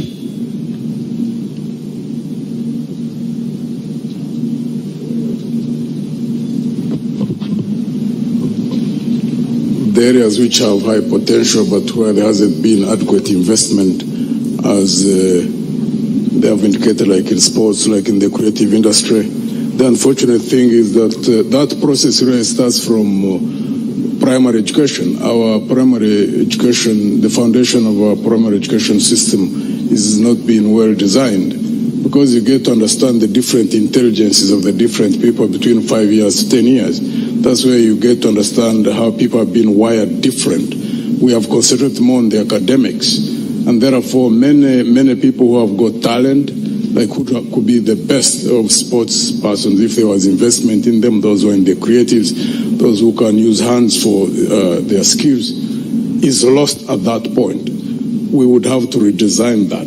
So at the moment you detect that someone is talented in sports or in the creatives or in skills in using their hands, then as they go through the academics, but you specifically invest in those and put their specific institutions at a higher level, that would make them international grade in whatever they are doing. And that helps in many, many ways, because we have seen sports persons, like in countries where they are in the long distance running, or like who are boxers, or like who are good footballers, become almost adverts for their countries, or those who are in music, and also in terms of creating jobs once they expand the industries in wherever they are. So that requires people first who understand that. Unfortunately, this regime seems not to understand that. We do understand it. And therefore, if it's the will of God and people trust us, it is one area which we will invest in heavily. Why? Because human beings, the way we are created, the only way you can enjoy your life on this planet is not just because you get money, but when you do things in which you are wired to do. Fulfilling what is being. All right, thank you so much. Frank Olira. Thank you very much. I will try to be fast. First of all, on the case study of Nigeria that you were giving, I think that is an isolated case. I need you to also look at other countries that are being run on the federal system of governance vis-a-vis other countries which are not moving under the same system of governance. Then, looking at the issue of creative industry, I think here there is a big weakness by this government, especially in promoting talent. I don't know whether they are just selfish or I don't know. It's like these people were just imported and they are in a wrong country, governing a wrong country. It's like they are just passing through Uganda, going somewhere. Because of late I saw the she cranes trying to fundraise for money to buy air tickets. She cranes, they are representing Uganda. Can you imagine? Going to businessmen, Ham and others, looking for money, upkeep. And you see people kneeling down before Mr. Museveni in the State House, getting sacks and sacks of money for self-enrichment. And you think you are promoting talent in a country. I've seen money being embezzled in the National Council of Sports. But when you go to the Gogo Cricket Oval, it is really in a sorry state. I was still... it's okay. Thank you for that. Mr. Jagulanyi, you're next. 2 minutes. Thank you very much. I always reiterate that the problem is about governance. And if we fix the government question, everything will flow. But before we fix the government question, every resource in Uganda is going to be reduced to regime survival, from public to private. Now, I'll tell you that I come from the creative industry, and I know how robust that industry is. But as we speak right now, I'm an artist, but without quoting any law, I was banned from performing my profession.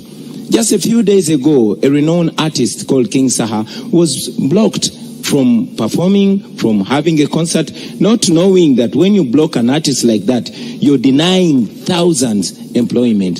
So the regime that we have here does not care about anything. All it cares about is regime survival. We must remember that the few times Uganda shined internationally, it has been either because of sports or because of creatives. When we get the gold medals or when our artists shine internationally. Unfortunately, even the creative industry has been captured today. You notice that we have a member of parliament who is an artist called Dr. Hildeman. He presented a copyright amendment bill. It was sat on by the regime because it empowers the creatives to be rich, to be productive, and to be able to employ other people. Very quickly, in our manifesto, we present the 4 A's because we want to build the creative industry right from school, right from childhood. We have a generation now that has not gone to school. It is unemployed and unemployable. We are grappling with it. But we have a new Uganda, a young Uganda that's coming, and we have to plan for it. And we're beginning this from school. We have 4 A's, that is the academics, the arts, the athletics, and agriculture. Now, leave alone the academics. Let's talk about the second A, that is the arts.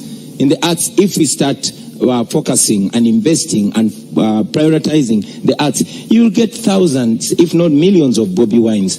I am an artist.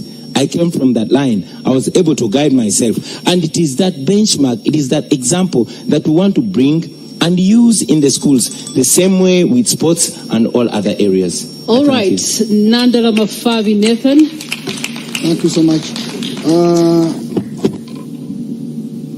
I forgot something about Evelyn. How do you reduce cost of living? You reduce cost of production, you reduce taxes, you expand the tax base, and remove tax exemption to foreigners. You will find that the cost of production goes down and the cost of living will be lower. Sports facilities, we have it in our manifesto. For us, we believe the Achibwe is here, the Dockers here, is it cool? If they had no facility, if they had better facility, there are more people here. That's why we're saying we need to put stadiums in every sub-region, and we are saying that at every sub-county there must be a real same facility to deal with sports. I'm not good at it, but we need to promote people's talents. If they're artists, they should be able to be promoted. I agree this should be taught from primary, going upward. Like sports also, they should start from primary. Youth, we have a plan of youth. For us, we are talking about enterprises. If you read our manifesto, it's very clear how we plan. We are saying every graduate, when he's living at the gate, will be handed 1 million shillings to start life. And when he doesn't have any job within 6 months, there will be enterprises to be set up, which the youth will manage, and they will be able to create jobs for others. They are very clear, and we're looking more in agriculture, in ICT, because now this is the current one. Because if we talk about technology, digital platforms are really most important. But unfortunately, the internet is too expensive. I'm sure it might be the most expensive in the world. But in most countries, the internet now is so, even on the streets, the internet free, where they should access. Currently, for example, most multinationals are using the youth, giving them jobs. Let me give an example. Like you get a multinational who say, auditing, preparing my accounts. You get a youth in India are the one preparing, and they are using dictators, and they're being paid, they're being employed. And for me, ICT is one of the most important things to also create jobs. On violence during elections. All right, you can keep the rest for closing remarks. Each candidate will be given 5 minutes to close this debate and to say one last word to the voter, the constituency, 45.9 million Ugandans. Let's have a response from Mr. Joseph Mavidizi. Youth empowerment. Let me talk about youth empowerment. It starts with education.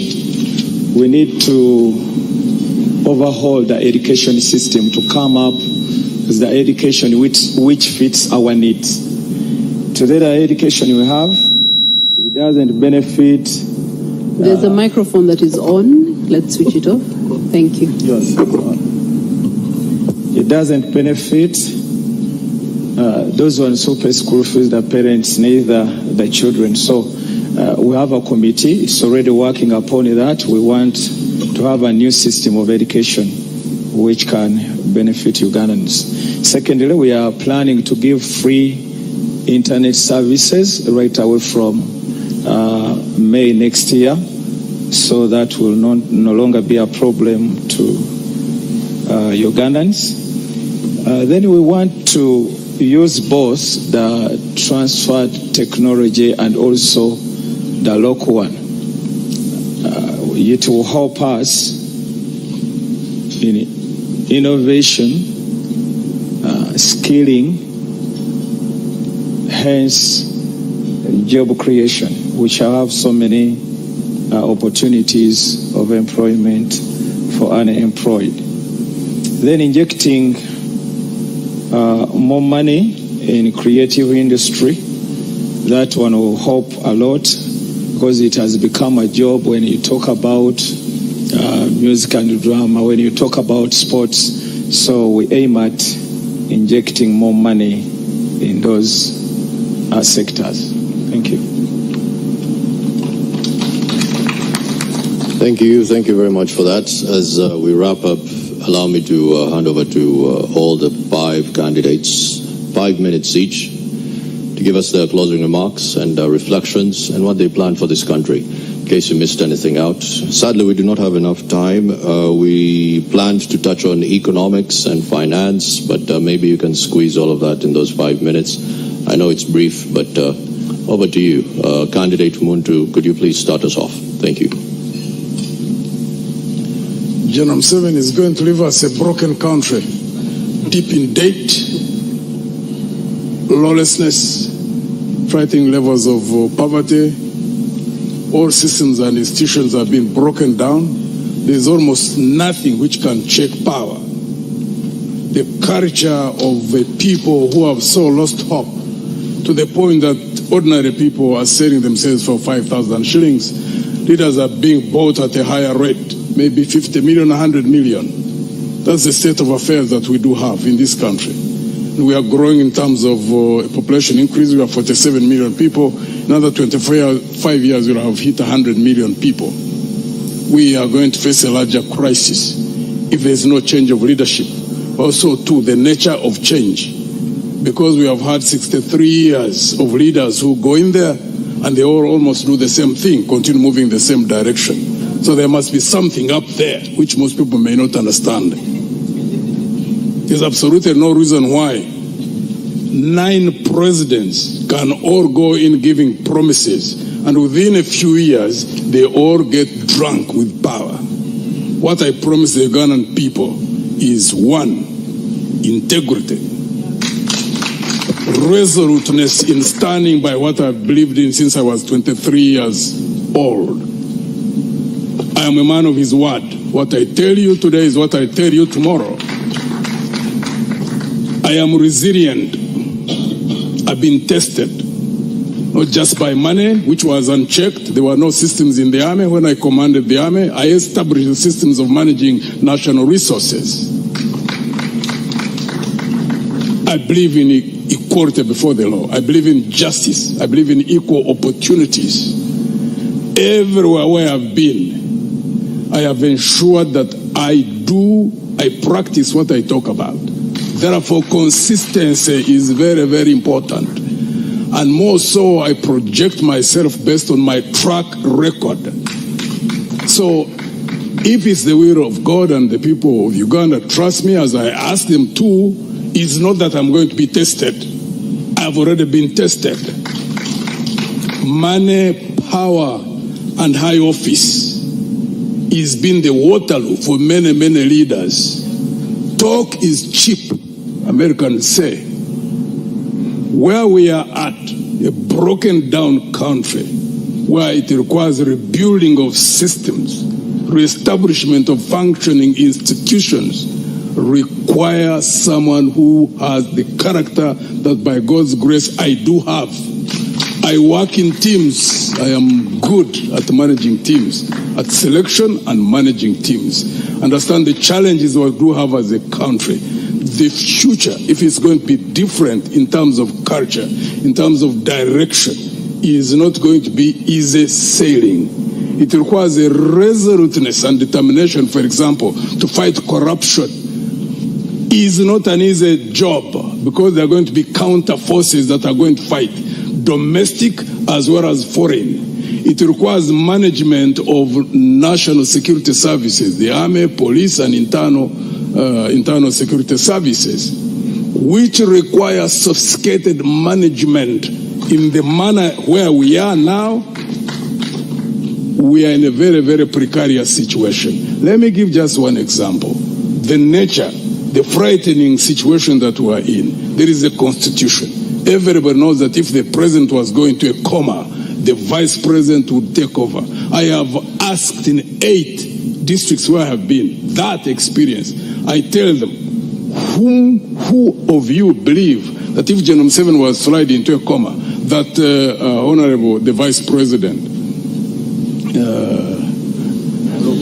You need the name? Jessica Lupo? Jessica Lupo. She's a colleague, she was in the army. So, Honorable Jessica Alupo, that would take over. Hey, people look at me as if I've just fallen from space. I have not seen anywhere where they raise their arms. And I've been asking publicly, because I'm not able to access those who are in security services, but for them take a cue to look that as a red flag. If something is in the Constitution. I learned that ChatGPT works best with detailed prompts, but but I hate typing them. So instead, I dictate them using whisper flow while walking. When I'm walking, my brain... To those who are in security services, those who are in government need to know that there is a problem in this country and it needs to be handled. Because we are 47 million people. Genome 7 is one individual. The security of the country cannot be tagged on one human being. I keep asking people, because there are those who say if Genome 7 goes, that the country can easily go down. Ask them, if God recalled him tonight, will he go with the country? Of course, they say no, he won't go with the country. Therefore, we need to deal with the country. What needs to be done? And that requires experience, ladies and gentlemen. That's why I ask for trust from the Ugandan people. And I always keep telling them, whatever we will sow is what we will reap. Thank you. Thank you very much, Candidate Muntu. Over to you, Candidate Bulira. Thank you very much. Dear Ugandans, as we close up this debate, it is a memorable debate that it may be the last time you're seeing me here as an ordinary Ugandan. In the new Federal Democratic Republic of Uganda, starting next year, 15th, just be rest assured all will be in peace. I'm just going to highlight on what we plan as the RPP. I'm staying focused. What we are planning for a new Uganda. We want a new Uganda under the federal system, period. The rest will be sorted. First and foremost, let's also look at our brothers and sisters who are working in the diasporas and living out there. The Kadamas. Instead of we as politicians just going to have selfies with the Kadamas in Dubai and Saudi, we need to help them. They are contributing, bringing in a lot of remittances yearly to this country, contributing to our economy. These Kadamas are being harassed. These are our sisters and mothers. They are sleeping at Banias Square. They are sleeping on empty stomachs. They are being raped, but government is quiet. Even the opposition is quiet. It's just having selfies with them, politicking. I'm here to help the Kadamas. I'm their hope. I've lived with them. Dr. Chinja has helped many of them. So, just as the government of Philippines did, they sat with the Sultan of Qatar, they sat with the President of UAE and said every Filipino who is working in UAE must not be paid less than $500, or else he or she goes back to Philippines. And as we speak, Filipinos are in heaven in Dubai, and Ugandans are sleeping on the streets and in the bed spaces. Much as even there's Filipinos sleeping in the bed spaces, but they are living a higher life. Yet Uganda is far more developed than the Philippines. It goes back to governance. We don't have leadership. We don't have leadership. As a president, I'm going to sit with Sheikh Al Maktoum and we negotiate on the issues of, the issue of Ugandans working in the UAE, in Saudi Arabia, Qatari, Turkey, and all other countries in the Middle East and the entire Gulf. We need to save our sisters. On a serious note, money is coming from those brothers and sisters, contributes a lot to the country's economy. On the issue of tourism, I had earlier sat with some sheikhs in UAE and Dubai municipality, plus using the contact of Dr. Ching, since he had shares in Emirates. And we wanted, they had done a survey that Entebbe International Airport has the best terrain for a nice airport. And they were suggesting with the government to have Entebbe International Airport as the base or headquarter of Emirates in Africa. Mr. Museveni refused this, simply because they wanted to employ workers on UAE standards, being paid highly, and UAE directly being involved in the recruitment of Ugandan workers. Look at that selfishness. Up to now, that project was put on hold. We don't have an airport. We are the only country which doesn't have an airport. Recently, Madam Mama Nyerere was locked up in a lift in Entebbe International Airport. That's when Mr. Museveni came out to pretend like he's chasing workers at Entebbe International Airport. It is the only airport where these electric stairs don't work. They only put them on when they are international guests.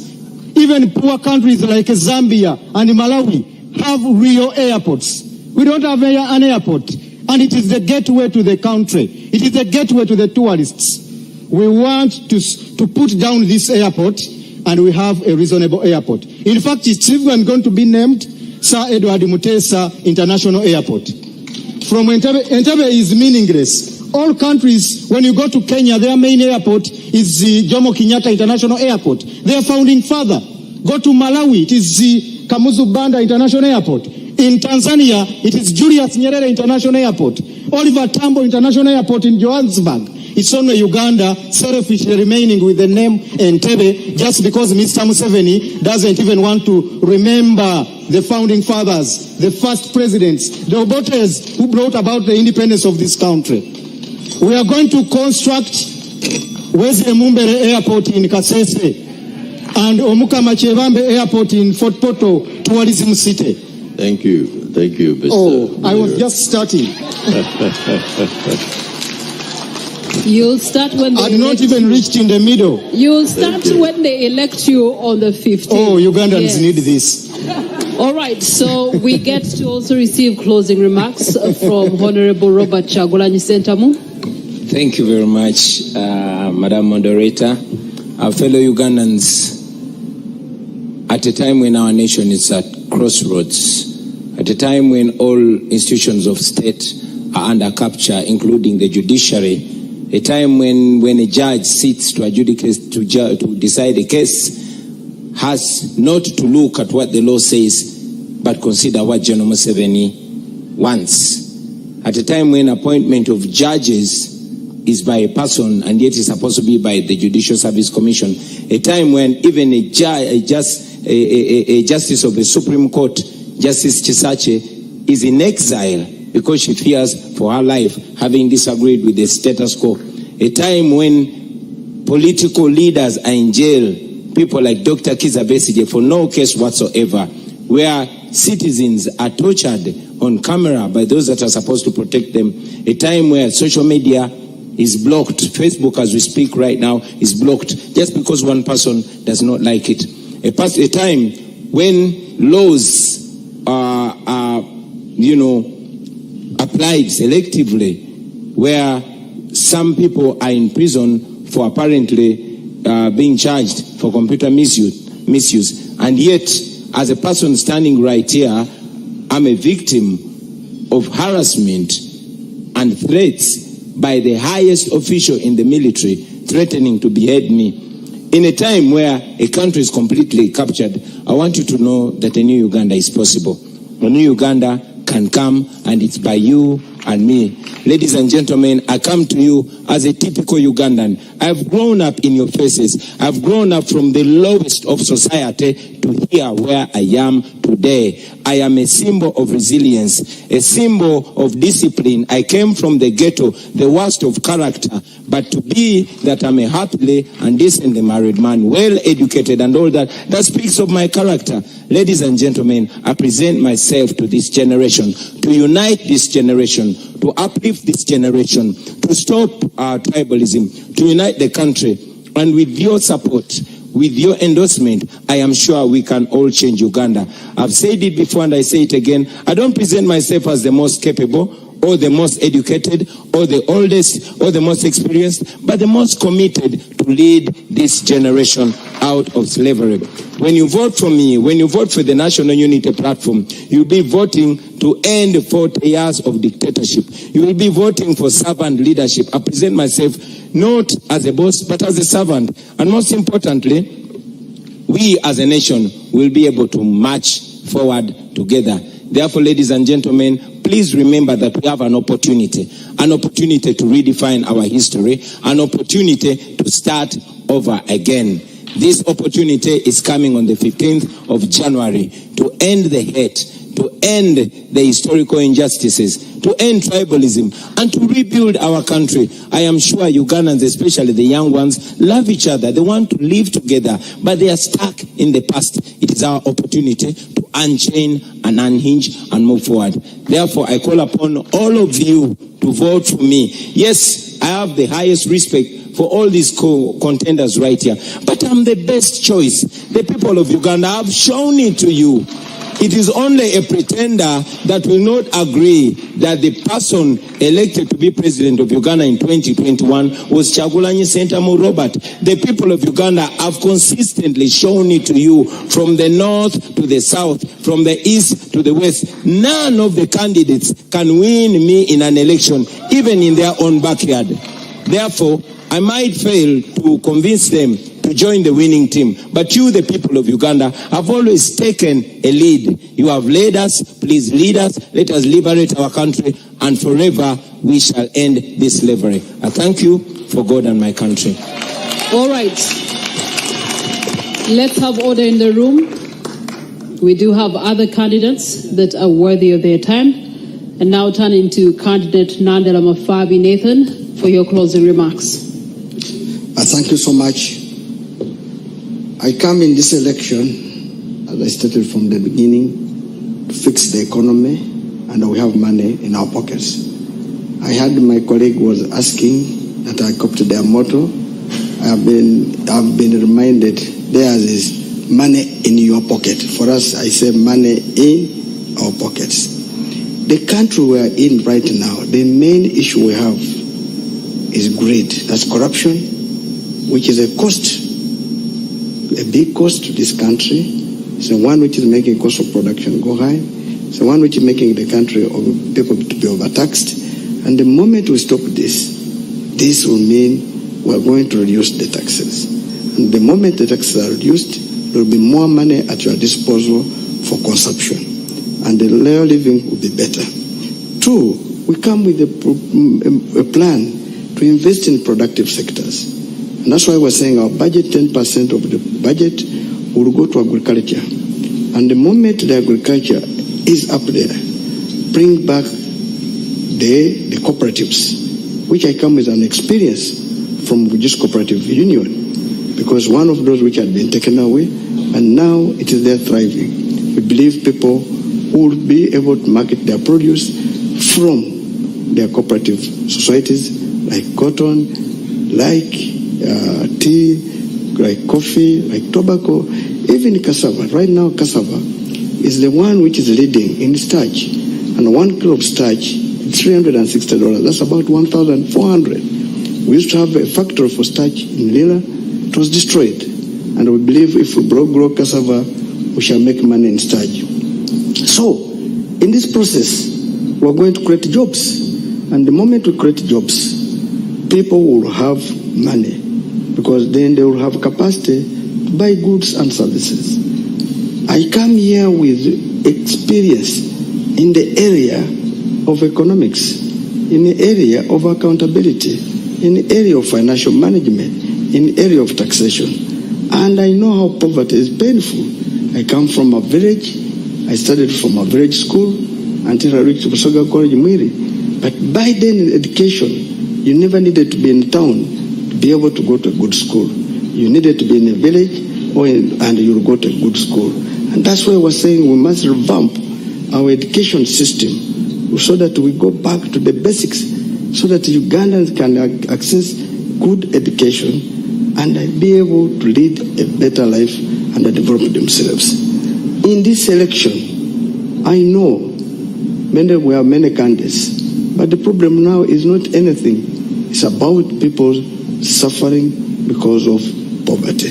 The moment we resolve poverty, insecurity will go down. The moment we resolve employment, people will be better lives. I am here. I understand what you go through. Every village, there's a money lender. A money lender who is charging our mothers and fathers very expensive with the knowledge of government. This is very dangerous. How do you charge somebody 50% per month on a loan of limited, just a small loan? This is going to end because people are suffering daily. And that's why we come with a very big investment in the financial sector. We'll return back the cooperative bank, which is in the law. And this is the one which is going to help cooperators. We'll bring the agriculture bank, which is also going to help the farmers. And whatever you grow, if it cannot be sold there and then, it will be put in silos. Government is going to put drivers which are going to stimulate this growth. And the government should lead in this process. We are going to ensure the economy belongs to Ugandans. Our economy currently is for foreigners. The telecom sector belongs to foreigners. The construction sector belongs to foreigners. We believe Ugandans should be the one to lead. I will give an example. To construct a road, all 95% of the materials are from Uganda. The stones, the cement, the sand, the water and the laborers.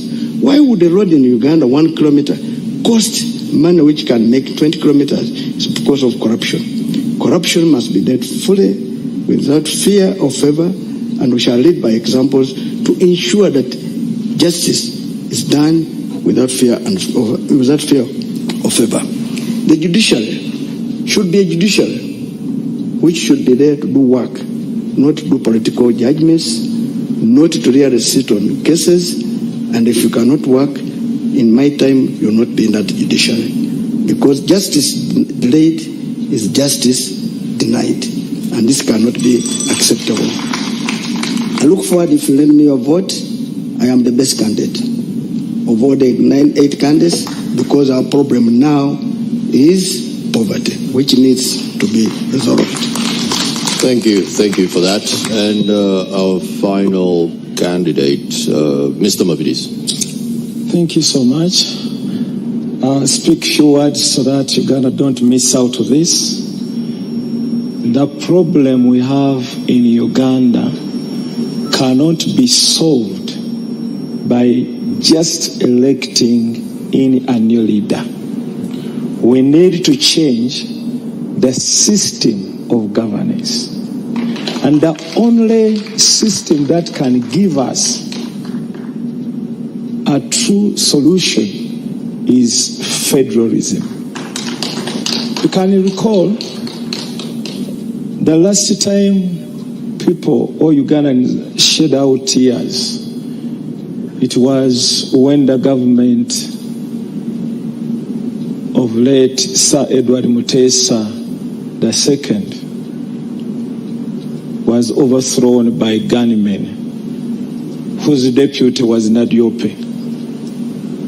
That is the government which was running on federal.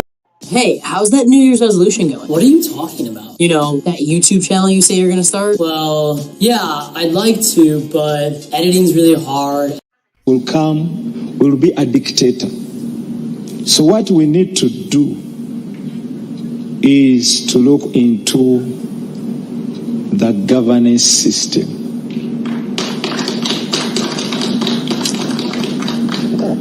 Our manifesto covers a lot when it comes to land.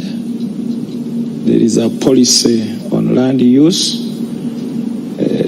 This nation is covered with land grabbing in every part of Uganda. And it wasn't a problem before until this government came in, where a lot of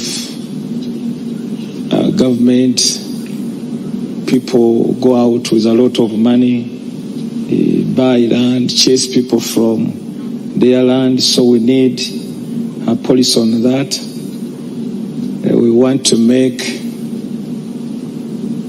environment conservation also a point where we want to make Uganda a forest again by planting fruit trees along all the roads, the feeder roads, the Tamaka roads. It will help us when it comes to rainfall formation, but also employing so many people. How? I talked about getting simple machines to use, that is agricultural modernization, which is very important in our nation. But let me give you an example. Kenya, they have got mangoes, but their juice is not sweet as the mangoes of Uganda we have here.